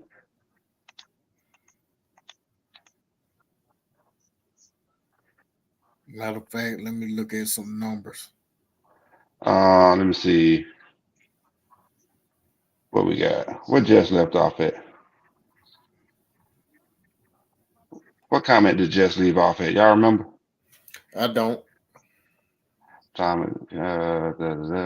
remember that one. Can Westlake do anything with? Here's some perspective, Thirsty. They may have a point, but I'm not going to go so far to say it's the best defense in the state. Now, here's the thing. They allowed 28 points against North Cobb, 12 points against Crisp. They had a shootout with Cedar Grove. We know Cedar Grove scored 41 points. Mm-hmm. Southwest DeKalb, they only allowed 7. With Newton, they allowed 27 points because they actually lost that game. They lost 27-12. They blew out Collins Hill and Pebblebrook. They only allowed 7 points each in those 2 games. They lost to Carrollton. They allowed 31 points in that game. East Coweta only could score 7 on them. They shut out Campbell. They allowed 15 last week with Marietta. Now, those teams that they held to 15 points and under, do we consider them to be top-heavy teams? No. No. Because against quality opponents, North Cobb, quality opponent, even though they won the game, North Cobb still put up 28 points. Mm-hmm. Like I said, shootout with Cedar Grove. You lose to Newton and you lose to Carrollton. That makes a difference.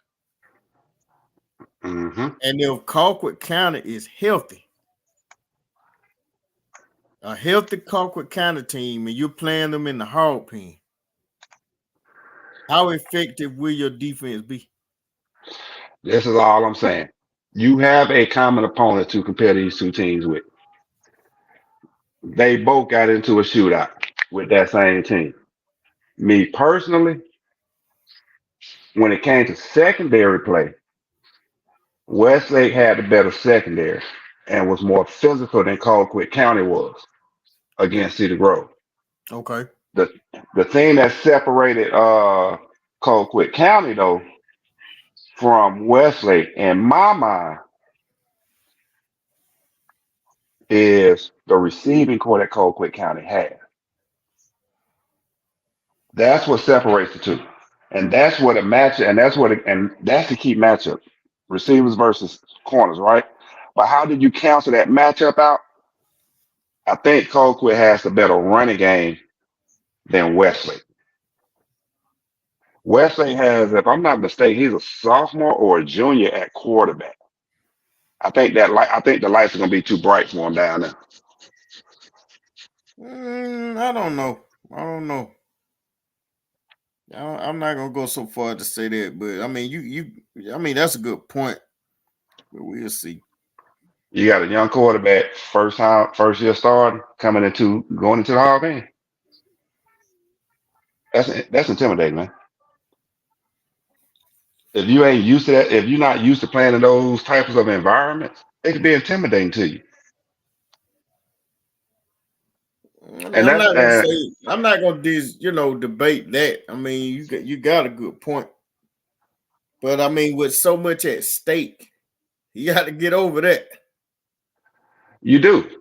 You just got to, at the end of the day, you just got to play the game of football. That's all it comes. Take your deep breath, throw up if you need to, but get into your football playing space. That's what he's going to have to do.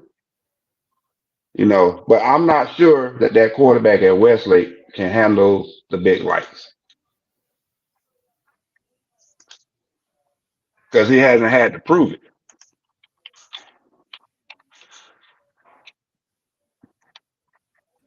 My apologies, guys. My computer locked up. I think something went on with my Wi-Fi and it cooked up to my phone. Long story short, I'm back, and so I've missed some comments, so I don't know where y'all left off. So if I don't read your comment, it's because it's not showing up for me, and I apologize. Can y'all tell me the last thing that y'all talked about? I was about to talk about what Keith Herring comment at? Yeah, can Westlake do anything with Nakar? That's what I was about to get on to. That's the comment I was about to read there. Okay, so I don't even see that comment. So go ahead.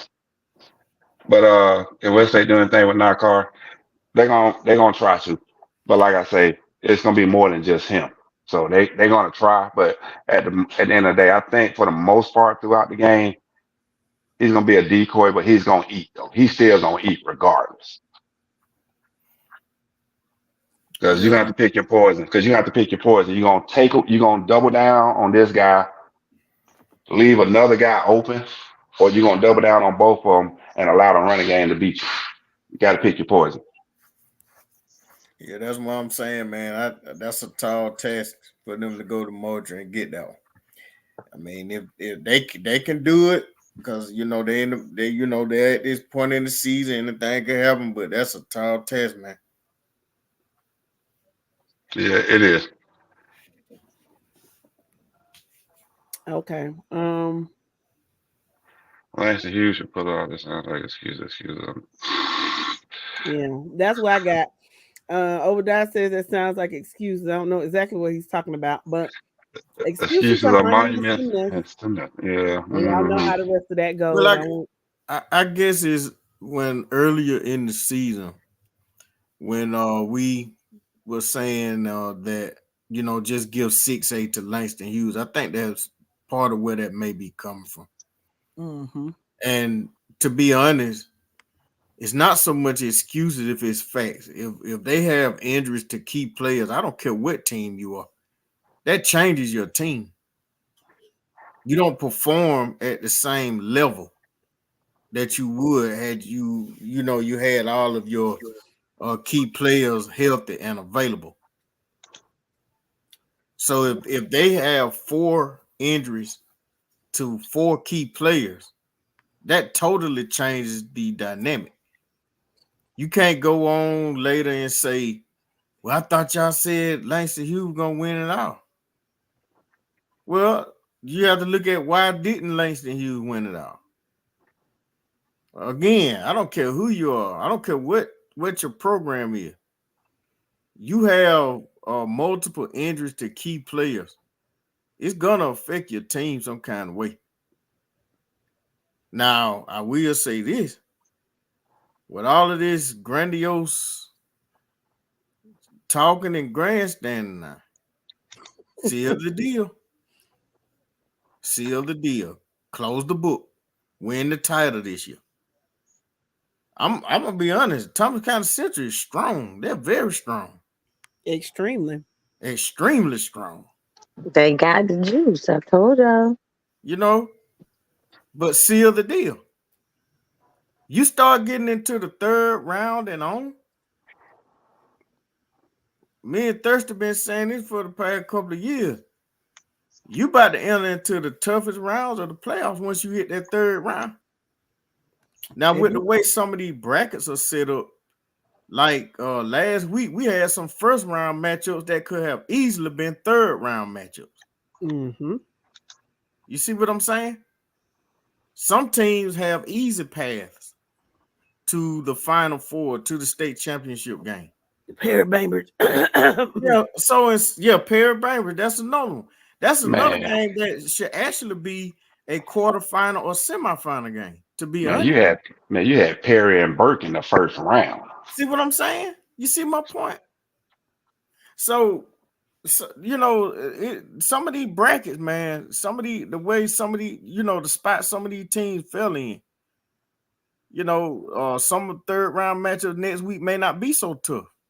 But traditionally, normally the third round, once you hit that third round, there's nothing really given to you. You have to earn it. I mean, you have to earn it the whole way, but I think y'all get what I'm saying. Yeah, if you're playing on Thanksgiving, if you're playing a day out of Thanksgiving, you 9 times out of 10, you got a really good team. Well, I'm gonna double down on my statement from earlier this year.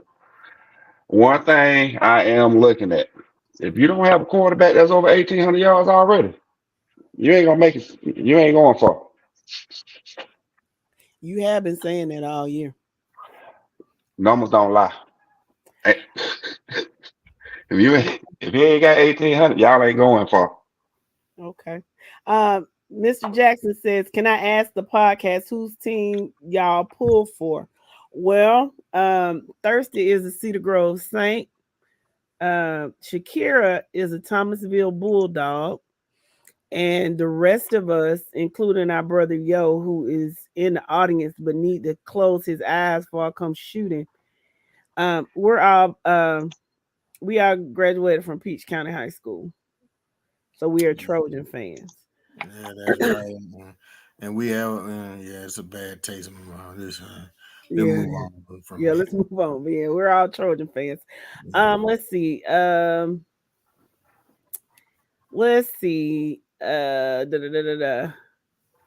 Marquette Reddit said all South Georgia team. Duh. I don't know what comments were before that. So, Mr. Reddick, if you're still here, please explain the context in which you made that comment. I'd appreciate it. Thank you. Ricky says the Thomasville Cavalry Day game will have the best refs Friday night. Thomasville just needs to play their game. We at Bainbridge know about the grit Thomasville brings. But wait a minute. How does I'm sorry, Jess. How does he know that they will have the best refs? How does he know that? Because he doesn't. I think what he's saying is they don't want no more smoke from down there in that area. They don't want to give them. Yeah, I think that was in reference to your comment, Dro, about you wouldn't trust anybody's officiating at this point. Mm-hmm. Yeah, that comment was in reference to what you said. Because it's going to give that association a bad taste in their mouth, so they're going to try to be on their P's and Q's this week. I probably wouldn't feel that way if I heard some type of official statement from the GHSA or somebody. I haven't heard anything. Have y'all? You know they ain't going to say nothing. They'll never say nothing. I haven't heard an official statement from nobody. You never will. And you never will. You won't. There's some, that's just corrupt. Then they do whatever the heck they want to do. And I hope you're listening. They can't sit here and tell me that they feel like they earned this second round matchup with Morgan County. They can none of them people could look me straight in my face and have me believe that they feel like they deserve to be where they are this week. But that's neither here nor there. Let's move on to the other comment. Let's go. Okay. Azalea's welcome, Mr. Ferguson. Long time no see. Glad to see you. He said nobody's giving Lincoln County a chance, but hey, tell them we on the way. All right, Mr. Ferguson, I hear you. Matter of fact, who does Lincoln play? I'm not looking at my bracket. I can look it up right quick. Let me see who Lincoln County. Lincoln playing Sly. You expect Lincoln County to beat Sly? In what? In what? Ain't no bro now. In what? Lincoln County is not finna pinch Sly. I'm sorry. Let me say this though. I don't think Lincoln County is gonna lay down. I don't believe it. I think they're gonna play as hard as they can play. But if people have not seen Sly play this year, Sly is strong. They are strong. You know what I'm saying? So, that's another tall order for Lincoln County to get past Sly. And if they can, congratulations. But as it looks right now, I think we're gonna get the edge to Sly on that one. Yeah, that's a long ride too. Frederick Jones, welcome. He says Jenkins is gonna get their lick back from Dooley. Okay, Y'all going to Vidalia? Yeah, I mean, not Vidalia, Van. yeah, I can see that. I mean, not minimizing what Dooley has accomplished this season, but Dooley is one of those teams you don't know what you're gonna get sometimes. You could show up one week, they'll play you tooth and nail, fight you all the way to the end. You know what I'm saying? And pull out a close win, or take you out of there. Then another week, you can just walk all over 'em. You know what I mean? It depends on which Dooley team shows up, because they can play some winning football in Vienna. We all know that. So we just have to wait and see. So this is Jenkins County, right? Not Jenkins out of Savannah. This is Millen, if I'm not mistaken, right? Okay. Let's see. Reggie says Westlake has the best defense in the state. Keep on moving. Don't worry about it, Joe. He put the wrong school name in there. Don't worry about it. He put the wrong. Okay. Okay, so that's a conversation that they're having amongst each other. Let's see. Obadiah says Langston Hughes should pull it off. That sounds like excuses. Okay. Yeah, we yeah. Let's see. Jabbar says Calvary Rock receivers are super fast, 4.3 to 4.4 speed. The tight end is one of the best in the state. Tall, big, and fast. Well, see, that's what I'm saying. They can be all of that, and that's awesome. That's great. But the quarterback still have to get the ball to them. Hard to throw the ball to them when you're on your back. Kira, I'm going to ask you, Coach Q wanted to know if you're coming to the game Friday. Get out of my head, because I was waiting on y'all to finish talking so I could, because I just saw it. I am not. Unfortunately, I work in retail, and it's that season, so I got to work. But I'll be there in spirit. That's right, sis. Let's see. Jamie wants to know why in the Hughes versus Rome a pick'em game. Yeah, that's the Wizard on that one. And the Wizard took the night off. He better not try to get paid either. Keith says Valdosta's defense ain't no joke. They play but their offense is. This is messy. No, let's be real. Juju Lewis ain't no joke. They better respect Carrollton. Reggie says Juju Lewis only had 110 yards passing. Oh, he talking about last year's game against. He talking about last year's game against Colquitt. I think so. I think that's what he's talking about. And he said Colquitt gave up 42 to Cedar Grove. And Westlake gave up 41. It is. So Jeremy says, wait, so is there a North Cobb Christian and a North Cobb? Yes. North Cobb Christian is a private school. North Cobb is a public school. Let's see. Obadiah says this is a question that hasn't been asked. I was actually going to ask it before when Mike got put off, but name one team from every classification that will get upset this Friday night. Upset in every classification. Okay. Now when you say upset, a number one seed, right? Okay. Starting off in D2, Dooley County. Starting off in D1, Brooks County. Going to 2A. Hold on, wait a minute before you move on. Yeah. If Dublin beats Brooks County, I don't consider that to be an upset. I'm just going off the seat. Okay, then. Whitefield Academy losing to Raven County then. That's another number one seed that's going to lose. You got Lamar County's going to lose this weekend as a number one seed to Swainsboro also in D1. Let me stop you right there, brother. Okay. I don't think it should be limited to just number one seeds, because all number one seeds are not the same. Trust me, they're not. It shouldn't be limited to number one seeds. It shouldn't. That's why I went with the best number one seed out of that on that right hand side of the bracket, Brooks County. I mean, you may have some 2 seed that if they lose will be considered an upset, based on who the opponent is.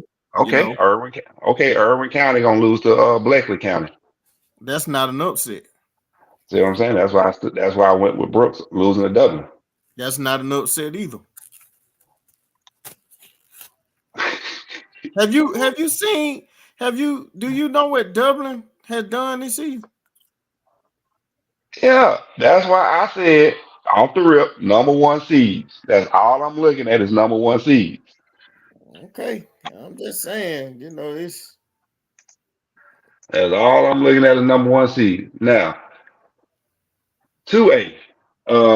Obviously, I agree with the Wizards on this. I think Thompson's gonna lose. lose to who? Tunes. In the brickyard. You thought they okay. Tools kind of is a good team. We know this. But they're playing at Thompson, right?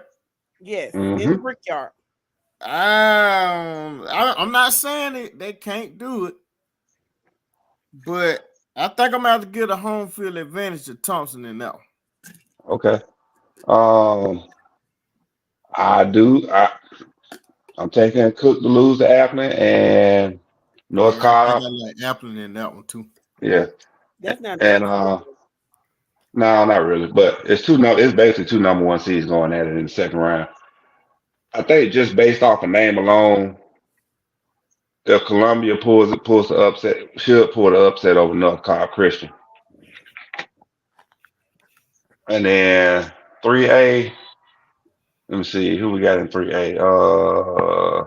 Y'all let yo in. Okay. 3A. Sir. Go on and cuss him out. Sir. Sir. Yes, ma'am. Yes, ma'am. Yes, ma'am. The hell you doing on here? I can't sleep, babe. He just got so much to say. What got you all like that, man? Come on, you can tell me, man. This a therapy session. What got you like that, man? No, after work yesterday, I left here and I had to take my baby to the hospital. She was admitted back in Chore. So we stayed we stayed in the emergency room all night. And I didn't leave till about 6 o'clock. About 5 o'clock, Jeff? And head back down from Atlanta. So I had slept since 7 o'clock yesterday morning. Oh, okay. We praying. We praying for y'all, bro. Yeah, man. It's lupus, man. Lupus awareness. I'm big on that right now. It runs in my family, and now that my baby girl have it, I do a lot of research and foundations and stuff for lupus. So I'll definitely be sharing that with some of the listeners because that's something. We talk about cancer and all of that, but lupus is just as bad and more common. So that's something we all need to get aware of. Yes, sir. I agree. Now, real quick on the lighter note, man, let's stop talking about the GHSA, man. Let's just be honest. And just know where I'm going with this. This was brought to me by one of our loyal, longtime listeners, Eddie Geary. And let's call this guy name, man. It's Dr. Hines, man. Look how many times this thing has happened on his watch. And he does nothing about it. He don't issue an apology. He don't issue a statement. It just swept under the rug. He has to start being held accountable, man. You start holding him accountable, and people start calling for his head, mentioning his name, and tie that to these outrageous calls, he'll start doing something about it. You gotta do something, bro, because it's ridiculous and people are tired. People are tired of it. Was he the commissioner when Calhoun did that to Washington County? Yes. And when Calhoun did it to Cedar Grove? Yes. I don't know who was in power when Calhoun did it to Brooks County back in the day. Oh yeah, Brooks County too. But I'm just saying, how many they're gonna have to, do something better. But we could revisit this. Let's let Mike finish, going through the where he thinks the upset is gonna be. Okay. I think he was about to do 3A. He was. Yeah. Can I say this real quick? Because I saw something in the comments. Herbie. Don't listen to Emmett Yisrael. Don't listen to him. He is lying to you. He said, who is your team? He says Mill Creek. He's a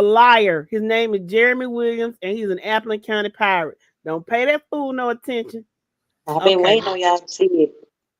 Okay, go ahead. All right. Just lie. Stop lying. Oh, I'm gonna put it like this in 3A. The one possible upset, number one seed possibly losing this weekend, Mary Persons. I could see that. I said on Monday that Chris Mary Prison game could go either way, in my opinion. Now, You know, yeah. I can see that. Now I'm finna piss some other folk. I'm finna piss another fan base off. I could see a possible upset with Upson Lee beating Carver Columbus. Yeah. Because right now, nobody really understands what outside of region play. Nobody really is paying attention and understands what Upson Lee is bringing. Because nobody's paying them. Nobody pays them attention. You hear Upson Lee? Oh, okay, Upson Lee. All right, it's football. All right, we ain't worried about it. so Okay. Joe, while we're on this, there was a question that was asked earlier in the podcast. I don't know if Al is still listening or not, but he had a question, and I told him I wasn't at the game, so I didn't know. But Al wanted to know, how did Peach County stop Duke Watson for at least 3 quarters? Defense keyed on it, brought it to him. They was in his chest all night until that fourth quarter. They were wore down, but they was on him. Now I know in the first quarter he got around the edge and he broke off a big run a couple of times, but one of them was called back on a penalty or whatever the case was. But they just stuck with him all night. They refused to let him beat them, but unfortunately in that fourth quarter, the defense was gassed. The offense kept going 3 and out all night long. It didn't help them. You see what I'm saying? Mm-hmm. Yo, what's your assessment? Absolutely that. You know, I hear Jess all the time talking about the numbers and the law of gravity getting pulled down and all of that stuff. But the thing is, they had a plan for him, and they was hitting him. They held him to a minimum. And granted, he was right at 100 yards or short of 100 yards. And a lot of that came on 2 or 3 big chunk plays, 30, 40 yards. So he just wore him down, So shout out to Peach County defense that was young and flying all around that ball to contain him. And I think Chris has the athletes to do it. Like I said, I think Mary Person win the game, but if Chris do, I wouldn't be surprised. But here's something else too. I think it'll be a disadvantage to Chris County if it's a close game going into the fourth quarter. I think that would be a disadvantage. You know what I'm saying? If they're gonna beat Mary Person, they're gonna have to, go ahead and give it to them. Don't drag it out.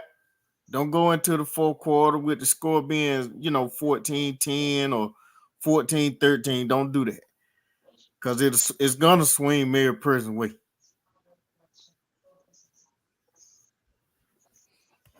Any other upsets in 3A? Nah, them the only 2 that really? that jump out. No, sir. No. I said, what I said, No. those only 2? No, sir. We're not doing that. Doing what? You gotta be fair. You gotta be fair. About what? Bremen. What about them? What about them? Now, you done made other fan bases upset and mad and carrying on and thing. Why you don't think Bremen could upset Cedar Grove? Do you even think Bremen can upset Cedar Grove? Asking me that question. Boy, stop. Everybody listening right now. They're like, Bremen, is that a school? What the heck? I understand that. But no, bro, that ain't finna happen. Okay, now let me ask you this. Come Friday night, say about 9:30, going on 10 o'clock. We get a score check, and it's probably somewhere late in the third quarter, maybe fourth quarter. Cedar Grove got a lead. Maybe the score might be, let me say, 24-17. Is that an upset alert or not? Nah, you just need to wake up from that dream you having. Okay, so did you expect Hebron Christian to play Cedar Grove as close as they did? I hate to keep asking you this question, but everybody thought that Cedar Grove gonna blow out Hebron Christian or Hebron Christian, however you say it. You do know that it was a close game last year too, right? But I'm just saying, man. It's the second round of the playoffs. Bremen is a year older. I know Cedar Grove destroyed them last year because they played each other last year, didn't they? Yeah, first round. First round. Cedar Grove destroyed them, and they could very well do it again. Ain't I'm no not very well saying they will. okay, but I you're hope they not do in the though. least bit concerned that Bremen will come in and fight Cedar Grove tooth and nail. Nope. Okay, we can move on. Okay. Not worried about it. So, Javon Boy. says TPC shocked him with the success they had this year. Okay, I'm sorry. Go ahead. I was just gonna run through 4A real fast. Okay, And I'm sorry. 4A, I forgot. We just got to talking and I forgot. Keep going. yeah. My apologies. A possible number one seed in 4A that I can see going home this weekend is Stockbridge losing to Westminster. Obviously, Stars Mill is going to lose to New Hampstead. And that's really it in 4A. Nah, the That's not an upset. Perry Bainbridge game is a close one. Yeah. I forgot about that one. Yeah. You're right. I don't think, but if Perry does beat Bainbridge in Bainbridge, I don't think that's necessarily an upset. No, me either. That don't qualify as an upset. New Hampstead beating Stars Mill, that don't qualify as an upset either.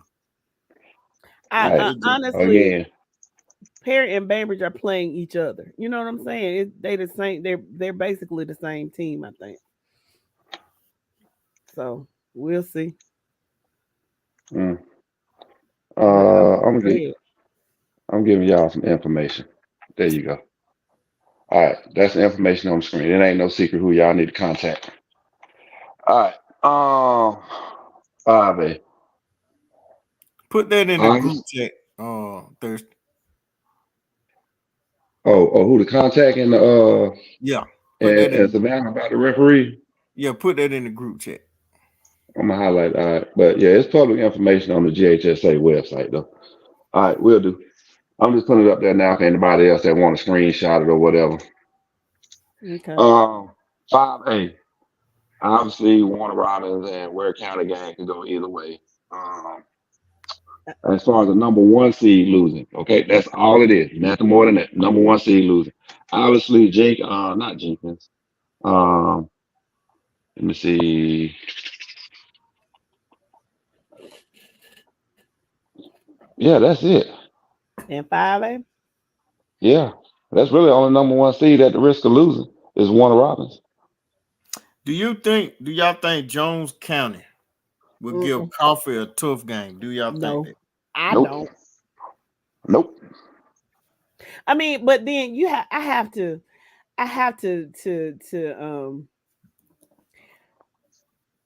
temper what I say, because when I saw Jones County, I saw them play Perry, and they had just lost their quarterback.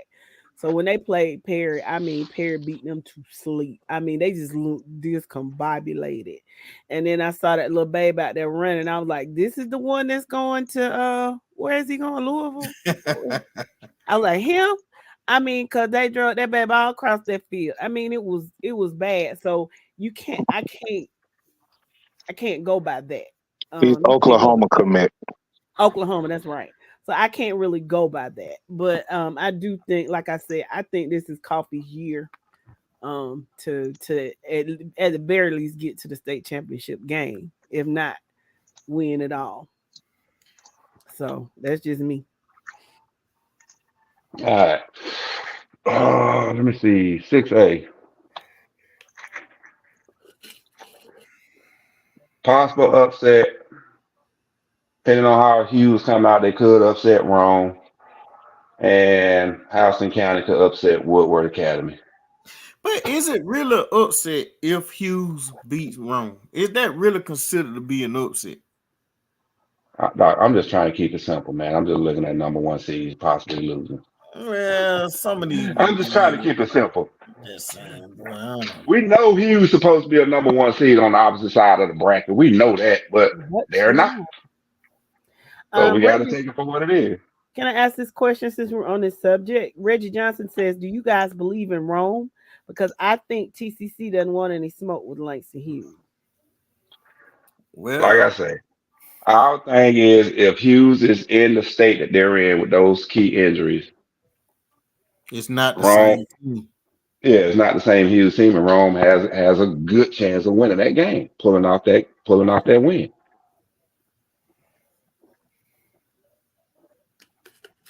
So we got to take all things into consideration that we know.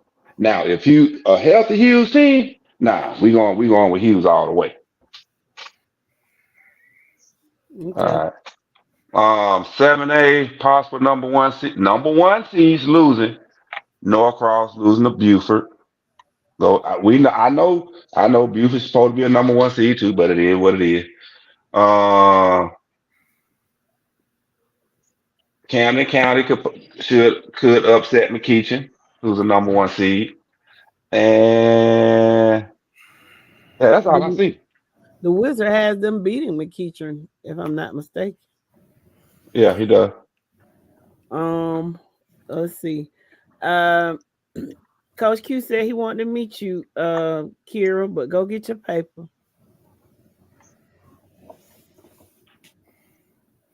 And let me see what else I got. Where you at? Isaiah says you and the Wizard tripping Thursday. And Keith said don't pick at Valdosta's offense. And then they beat Carrollton. That's an upset. It would. I mean, you just said earlier that Valdosta's offense is not great. Yeah, it ain't. So you don't think if they beat Carrollton that wouldn't qualify as an upset? Yeah. Oh yeah, if they did, it would be an upset. But I'm just saying they ain't gonna beat them. So that's why I'm saying beat them in what? Are you have some brown tonight? Who, me? Yeah. I'm sipping on it. I'm sipping on it right now. I knew something was going on. Isaiah also says he thinks Greene County is going to beat Bowden. It's possible. I mean, that's going to be a good one. That's going to be a good game. You know what I mean? I wouldn't be surprised if either one of them teams come out of that. You know, that can go either way. Bowden got their hands down. You think Bowden is going to beat Greene? Okay. Let's answer Danny Jones' question, Jay. Can you read here right quick? Which one? Because I think he done asked about 2 or 3 times. He said, read it for me, because like I said, I'm just getting back. So okay, I lost a lot of comments. He says, well, how Peach was cheated out of the playoffs, do you feel there will be a definite champion in 3A? I think so. I think there will be a definite champion. The only way I wouldn't feel that way is if Savannah Christian win it all. In my eyes, they will have an asterisk. They wouldn't, I wouldn't respect their championship win.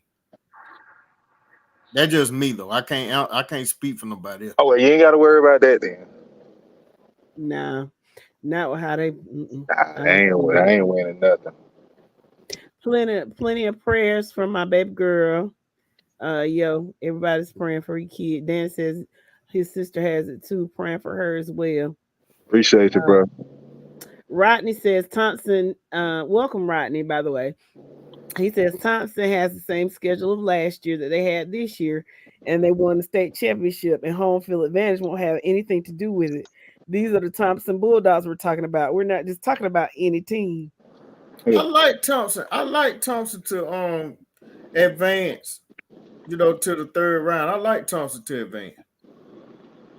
Like I said, I don't see them not being a possible championship team. It all depends on if Appleton get by Cook, which I think they will. Yeah. Thompson and Appleton play, how that game goes. But the championship this year in 2A, I hate to say it, belongs to Pierce County. I've been telling y'all that all year. It belongs to Pierce. Where has Pierce kind of shown you this year that gives you that much confidence? I'm not joking on him or nothing. I'm just asking. I mean, you got another DJ Bell back that's not the focal point of taking snaps. He's actually taking handoffs. And the kid is just as good, if not better. Last year, he was young and just got into that offense. And now it's his car to drive. And that right there alone let me know it ain't going to be nobody that can stop Pierce. Apple is playing pretty good ball. And it's hard to get the same team twice. And after that, is it good? Is it wide left field goal with Applin? If they happen to meet in the championship game again, which is very possible, the way both of them has been playing this year, there's no way Pierce allow that to happen again. Thompson say they got something to say about that. I mean, Thompson could be a championship team. I'm not down it. Like we said earlier, you learn how to play ball without the stud that you had in Curry. I can see you making that run. Y'all have done that. So we're not taking nothing away from you. But last year is last year. Real quick, I heard y'all saying some things that I want to just touch on real quick. People kill me when they say next man up. Like, y'all get that out y'all head. This stuff coaches tell kids to try to get their confidence up. But we know for a fact that your number 2 receiver might not be half as good as your number 1 stud. Right. Your star quarterback, the backup ain't half as good. So if he go down, that's a different team. Don't talk about, next man up like that's supposed to. That don't mean nothing.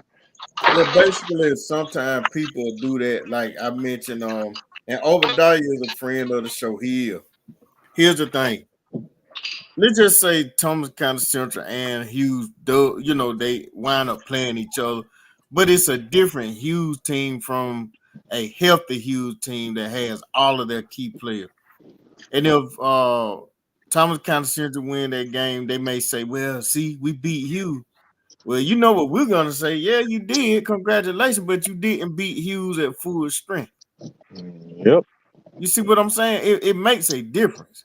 A big difference. See, with 4 key players, notice I said key players, 4. That changes your team. Well, I get what you. Okay, I'm sorry. Go ahead, babe. No, I'm saying I get what y'all are saying, and I don't necessarily disagree with that. But I'm going to, and I know it's two different levels, but I'm going to compare that to Lord have mercy, I'm finna hear roll damn tide. But I'm gonna compare that to UGA versus Bama. Okay, so you remember what Bama fans said after UGA won that title in 21. What did they say? Mm-hmm. If our wide receivers had not gone down, if Mechie hadn't gotten hurt, Jameson Williams. Yeah, Jameson Williams, you know what I'm saying?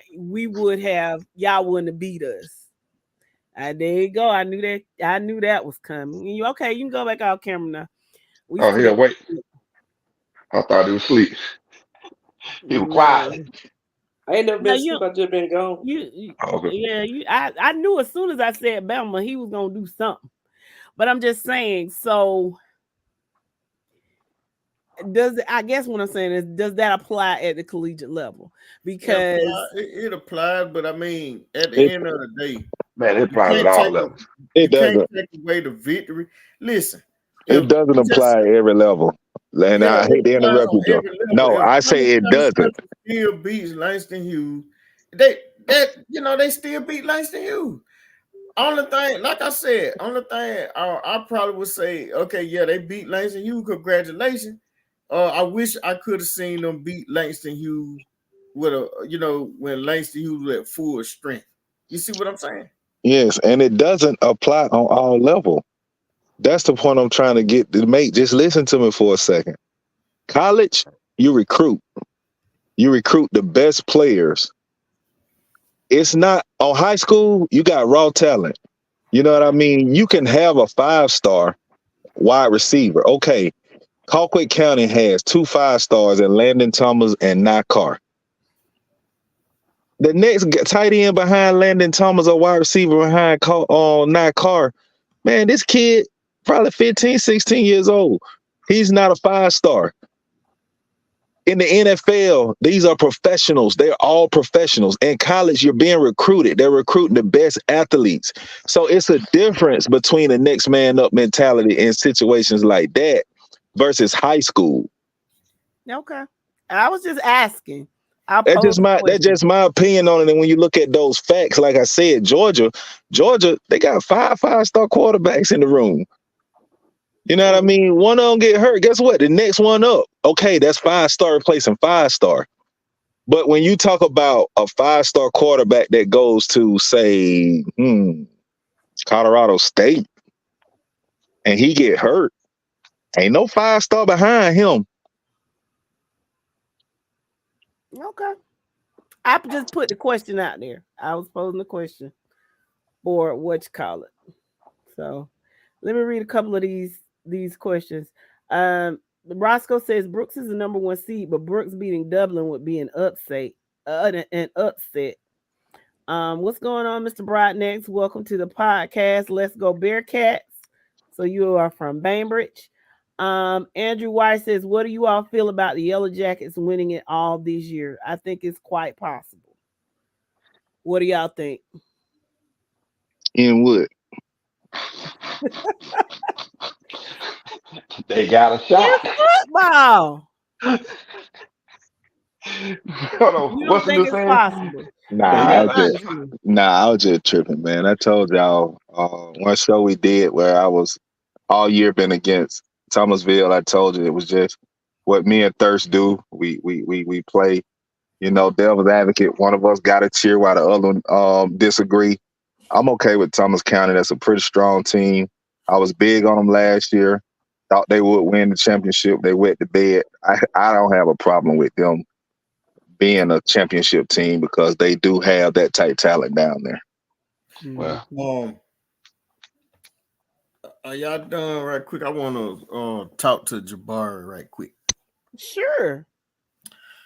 Jabbar, you're in the comments and you got your chest out and you're confident because I want to say Benedictine is your team, I think. And rightfully so.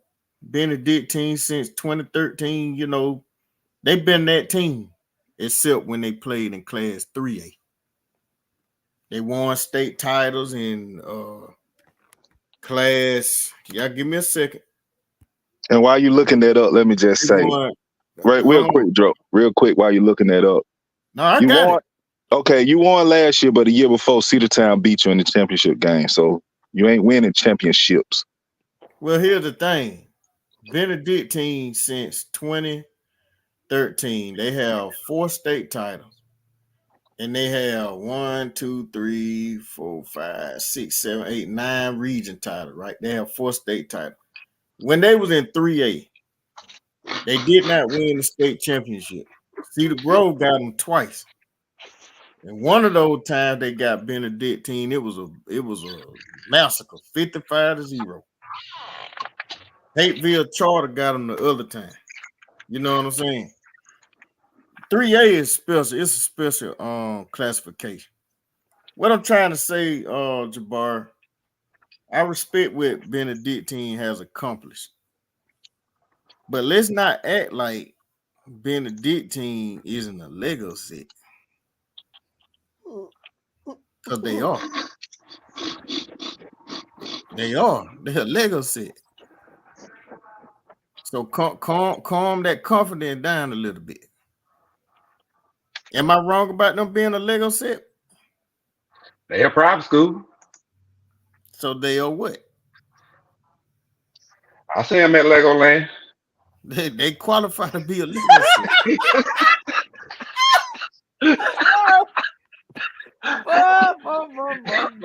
Ain't no shaking hands and kissing babies tonight, is it? They They be buying tickets to Legoland in the off season. Well, they made. Oh, he said not one player is not from Savannah. That may be true, but are they going to the school that they are supposed to be zoned to go to? I highly doubt it. Yes. I Who's highly brown doubt nosing? Jabbar. Just let me and know. I like you, Jabbar. You been throwing out shade and jokes and everything for the past week or two. You know what I'm saying? I like your energy, man, but calm down the confidence because we know what Benedictine is. They're Lego set. And when you're a Lego set, you can accomplish things that you could not accomplish by being regular Benedictine. Regular Benedictine won't accomplish what Lego set Benedictine has accomplished. That's a fact. Oh, well, why you say that, Dro? Well, numbers don't lie. I see a bunch of 3 and 7s and 1 and 9s, 2 and 8s, 5 and 5. That ain't Lego set. That's not Lego set. That's regular Benedictine. Now, if you got 400 kids and you playing up in classification, that's awesome. That further proves my point that you're a Lego set. Okay. When you ran into the better Lego set, you got sandblasted. Man, them jokers got mollywopped twice. Tell them who the better Lego set is, Joe. Let them know. The best Lego set around it. Well, I ain't gonna say the best Lego set because I think that title falls to like the Buford.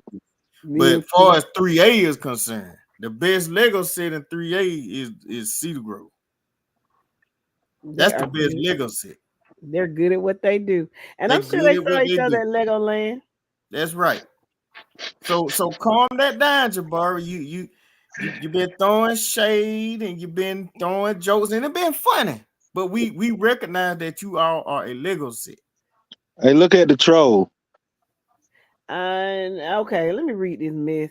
Sherman says, I'm Appling County and it's our ship. Okay. Cameron says it's a lot of teams that are doomed by losing one key player. True. Andrew Weiss says that's not right, guys. What's not right? Let us know. Herbie says Jameson Williams was unstoppable. Clearly he was stoppable because of that. And y'all have the best private school in the area. Benedictine is better than Caffrey and the rest on. Am I right or wrong? I don't know. The best school in football in Savannah started with a B, and I'm sticking with my story. That's because why are they the best, yo? Because they're all boys. Is that it? Because they all boys. They full of testosterone over there. I call that the military academy. Yeah. Ricky says it's still next man up, whether the player produces at a high level or not. No. The talent level may not be the same. So, yeah, miss me with that. Miss me with it. You just trying to say that to be like, no.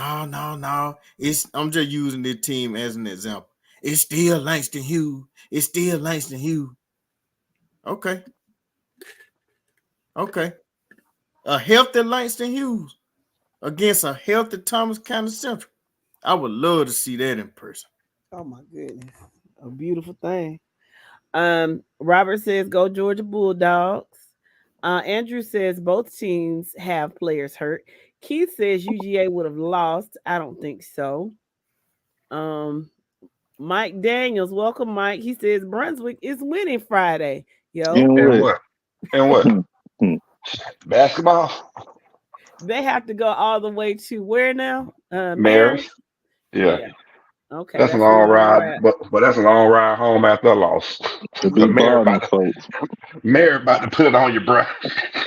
Oh no, they're balling, folks. Pella says, yes, that changed the whole game. Danny says, if you have a Langston Hughes team at full strength, you will have a hard time beating them. But Langston Hughes, not full strength, is just a good win for you. Jabari says that's not true. We've lost key players, and we've always said next man up. We have a system, and we plug and go. But that's your opinion. But we're winning championships over here. That's why I got it in Jeff. That's the comment. Oh, okay. Comment So that made me this pull is the what resume. Yeah, this is what Dro has been referencing. We lost key players last year, and our production did not fall off at all. Plug and go. We have a system. As long as everyone is doing their job, we're still winning. People have their own philosophy. There's no right or wrong. And Okay. Jess, their philosophy is Lego set. That's the philosophy. Stop it, Jabari. Stop. We know Lego set when we see it. Yes, we've encountered a few. Listen, let me give you a little quick history. When I first met Thirsty, and I'm just gonna use the initials DJ a few years back. One of the reasons we end up going back and forth in the comments is because I looked up the numbers just like I did with Benedictine, and I coined a term. And you know what that term was, Jabari? Let's say it all together, people. Lego set. I said, Cedar Grove is a Lego set. That's what they are. I recognize, and I named teams in the past that identified as Lego set. Darty, Westside Macon, to name a couple. And then along came Cedar Grove. Now, Benedictine ran 2A for a long time and 4A, but you couldn't run 3A because that was just a better Lego set in 3A than y'all. I hate Peach County and Benedictine didn't run into each other when Peach County was on top of that game. I would love to see those battles. Now, historically, I don't think Peach County has a winning record against Benedictine. I don't think so. They have played each other. It's just been years, you know. But yeah, I mentioned Buford, Bernard. Buford is definitely a Lego set. We all know that. But that's the comment that made me look up Benedictine right quick. Because Jabari got his chest way out. He talking about we just plug and play. Well, that's what you can do with a Lego set. Listen, if you have for example, a Star Wars Lego set and a DC superhero Lego set, don't you know you can take the pieces from each set and make them fit each other? Come on, bro, stop it. Mama, I used to watch my little nephews and nieces play with Lego, and that's when I learned. I was like, I never knew these pieces were interchangeable like that. And I used to play with Lego sets when I was a kid, but I didn't have like two different Lego sets to where I knew, okay, I can make this piece off this set fit this piece off this set. I never knew that until I watched some kids play. I'm like, would you look at that? Plug and play. Boy, you messy as hell. Crazy. But he preaching right now because he telling nothing but the gospel. What my sister say? That's so messy. I'm just saying he get on him throwing shade and doing all that. And I tried to say, get somewhere inside iron. I tried to be nice about it. But he wanna still talk. Y'all is look, I'm gonna say the old head way. Y'all is Lego sets. Oh Lord. Okay, so Obadiah says you can't compare Langston Hughes injured players when TCC ain't even supposed to be playing in 6A. And if we're speaking on injured players, TCC has a new quarterback. Jabari says we don't see problems, we just see solutions. He already said that. Brunswick with the upset. Herbie says starting linebacker got hurt last year. My son was next man up, 95 tackles, 11 and a half sacks, 17. What is it? Tackles for loss. Tackles for loss. Oh, okay, I got it. As a sophomore, I would have gotten it in a minute. Let's see. Ricky says Perry is experiencing the next man up. He's not the caliber of the starter, but he's legit. Jabari says yes, and that's what our coaches preach, and you have to believe in our team. Ricky says he shanked on that next man up statement. Okay. Paul says Benedictine doesn't have the best athletes in the city. They have the best program. Explain. Yeah, I like to hear that explanation I because think he's saying plug and play, like what what you call said. They got great coaching, and they coach up. They develop the talent that they do have. well, I tell you what, they develop them, just like some quality Lego pieces. I'm telling you, for them to be dominant like they've been doing, that's Lego set all the way. Jeremy says they just improved their program. It's not too much recruiting in Savannah. I mean, that may be true, but listen, y'all fit the very definition of what I term a Lego set to be. Just okay. We can end this argument right now or this debate if you just admit it and just say, Dro, you right. And I'll leave y'all alone and move on. But people in the comments are laughing. You know why they laughing? One, because you'll say I was preaching the gospel. And two, because they know I'm right. Y'all a Lego set. Jabbar says we have 4 private schools here, and Herbie says they know we got 4. They got beat by one Friday. No, the hell we didn't get beat by one Friday. We got cheated by one Friday. Get that shit right. Marquis said Mr. Mike's cheesing about Cedar Grove. That's what he does. He shakes hands and kisses babies when it comes to them doggone Saints. Kendrick says, will y'all come to the Langston and TCC game? Lord willing and the creek don't rise. That is the plan, Kendrick. That is the plan. Let us know. We're going to get down there early. I'll be driving. Sure. So let us know where we need to go and get some vittles before the game starts. What's going on, Keith? How are you? He says he likes Bowden. Rodney says Pierce and Thompson in the championship game. Defense wins championships. Offense wins games. Thompson has both. Toombs has good wide receivers. Thompson will hit you, knock your jockstrap loose. That's when the receivers don't catch so well. Oh, excuse me. I'm sorry. Okay, yeah, Buford is a Lego set. Okay. Miss Fnl, let me know what you're talking about. So are they the big black or the small ones? You talking about the Legos? Mm-hmm. The big blocks is what she's saying, or the small blocks. Yo. The big blocks or the small blocks. See, my baby girl, she was 2 at the time. So I bought her the big blocks because she can build with the big blocks. See, but when you get a little older, you start getting a little small Legos so you can put something together. It defined then. See, so you can't build no transform out them big Legos, but them little ones you can put them together real good. You can put them together, make anything you want to make. Yes, sir. It's the small ones, huh? Yep.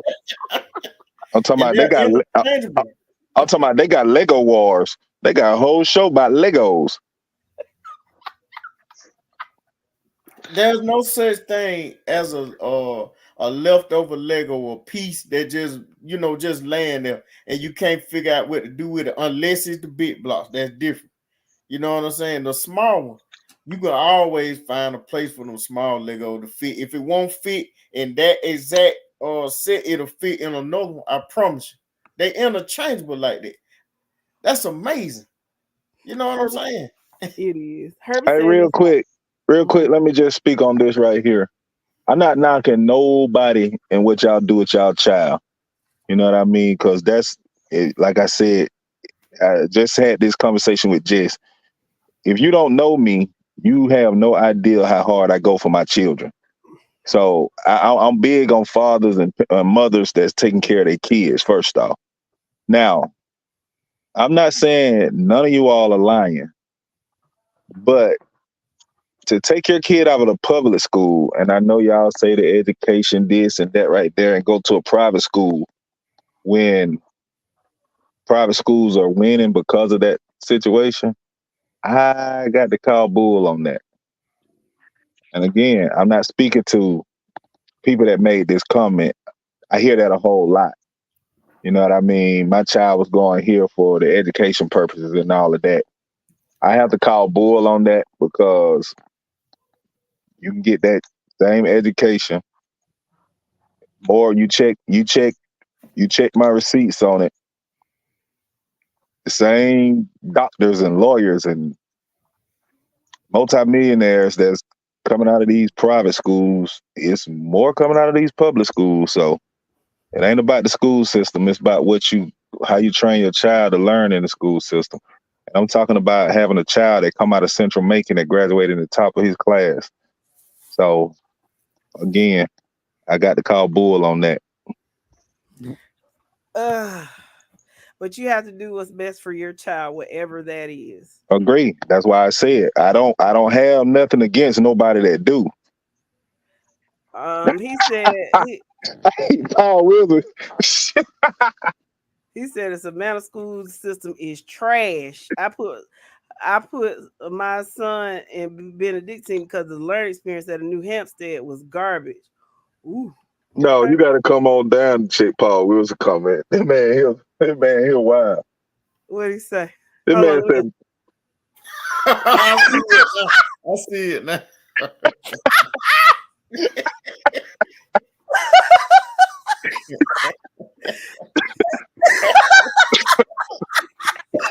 That's just the beginning, Paul. He still got time, man. I'm sure we'll be hearing about him down there at BC in the next couple of years.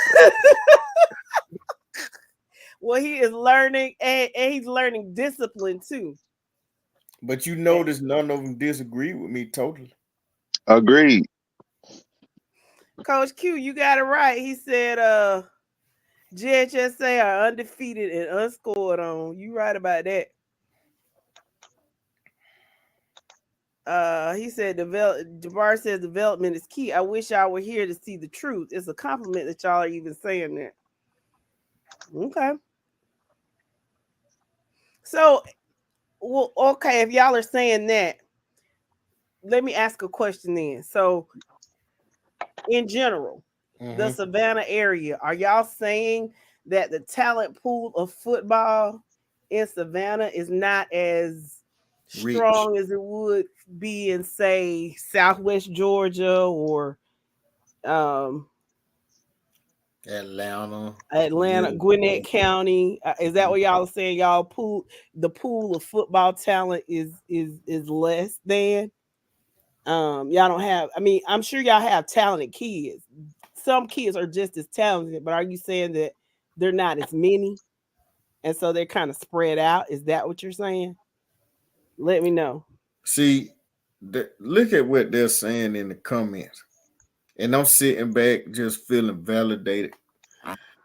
Too many schools fighting for the same players. I get that. And then earlier, another comment, I done passed it now. Here it is. Jabbar said he went to Benedictine. His son goes there. Herbie kids come from private school and then go to Benedictine. Other private schools here have better kids. We just put it together better. But what do you do with Legos? What do you do with them? Can y'all tell me what you do with Legos? You put them together. See, y'all keep describing to me the basic functions of a Lego set. And here's my thing. Okay, I listen. I totally understand that. Okay, you want your kid at Benedictine for the academics that they have. I get that. But I just don't necessarily think that everybody on that Benedictine squad goes there simply because of the academics. I think some of it is, wow, you play pretty good. Right. You like to play over here. Yeah. That's all I'm saying. And then as parents, your parents are like, well, yeah, you can play football and get a great education. Let's make it happen.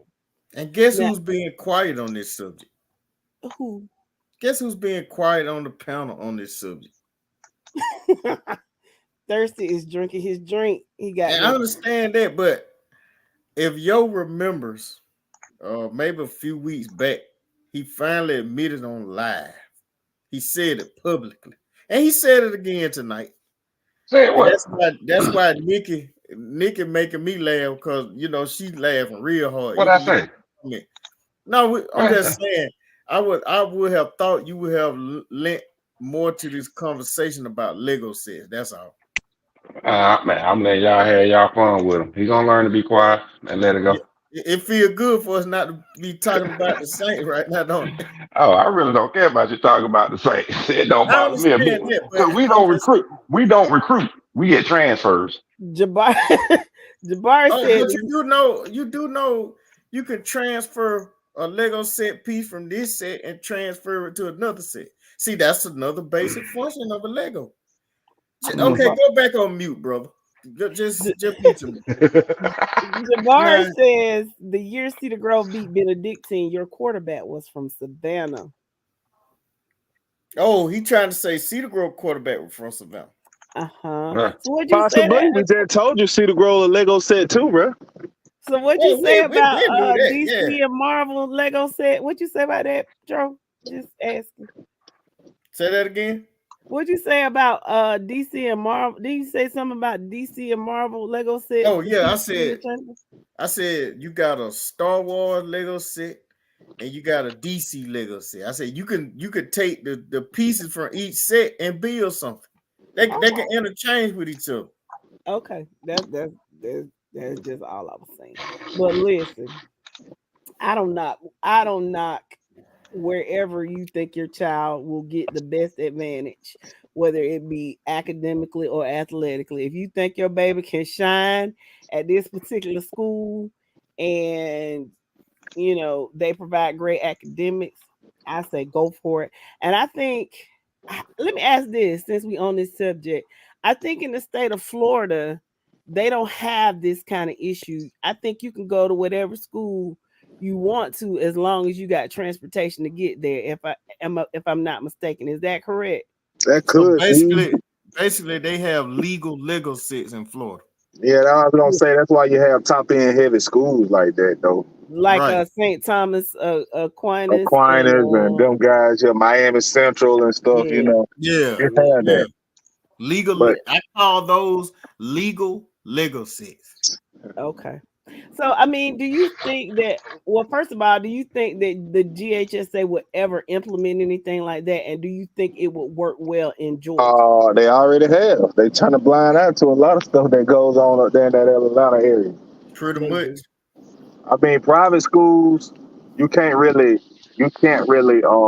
govern that because not against anything, like I said, with Paul and Jabari and those guys, but you can always use that. I'm going for the academic side. Them folks paying their money.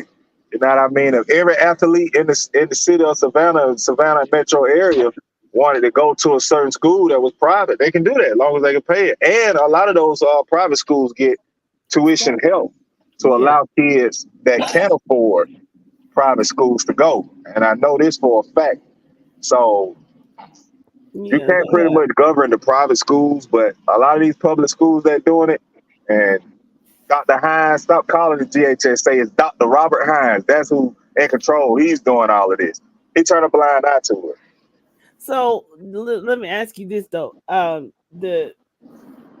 Coach Q said at one point that Dr. Hines, they do have certain stipulations that they have to go by, which is how Calvary Day ended up in 3 years. So they do have certain stipulations that they have to go by. What, the multiplier? Yeah. Okay, that's it. Every school go by the multiplier, but let's be real. Before the multiplier came in place, you had a single A private complete division on its own. You know what I mean? I don't disagree with what Jabari was saying. They may have 400 students. But here's the thing, when you can handpick 400 students, or you can afford to have your child somewhere, that's an advantage. So the multiplier was set for that reason. For all of the public schools, even against public schools with that take out of zone kids. That's what the multiplier was set in place for, to try to gap that disadvantage that it leaves when you have the opportunity to get kids from all over with no stipulations on it. Yeah. Well, guys, it's getting close to 10 o'clock. So, let me read these couple of comments. Let me see. Let's see.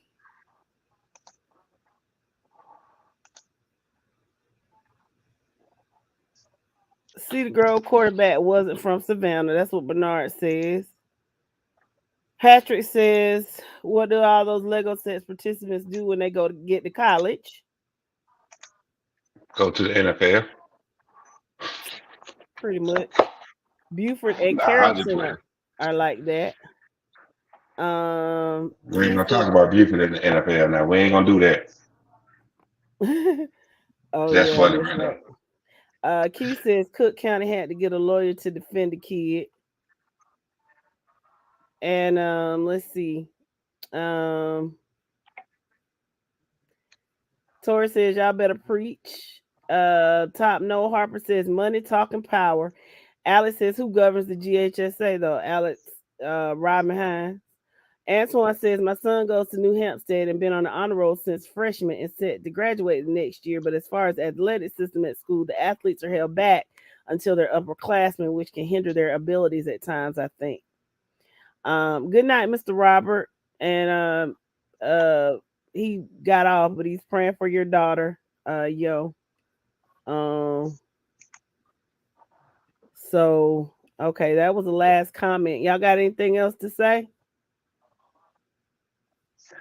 Look forward to talking to y'all Friday night. Okay, we'll see y'all Friday night. Thank y'all so much for the. We appreciate it. I mean, this is a great podcast. We thank y'all for just entertaining us. To those of you all who are playing in the second round, I wish all of y'all the best of luck to your schools. Thank y'all for again. Thank y'all for your compliments. Thank y'all for interacting with us. It's a great thing. Y'all really give us the energy to go. Hey, Mr. Franklin, go Ware County. Y'all make sure y'all come back Friday around 11:30 so that you can say it with your chest and we can do a recap of Friday night games. And in the words of my sister, you bet not lose. Anybody else got anything else to say? It's the playoffs. You better not lose. Win or go home. Perfect way to end it. Thanks.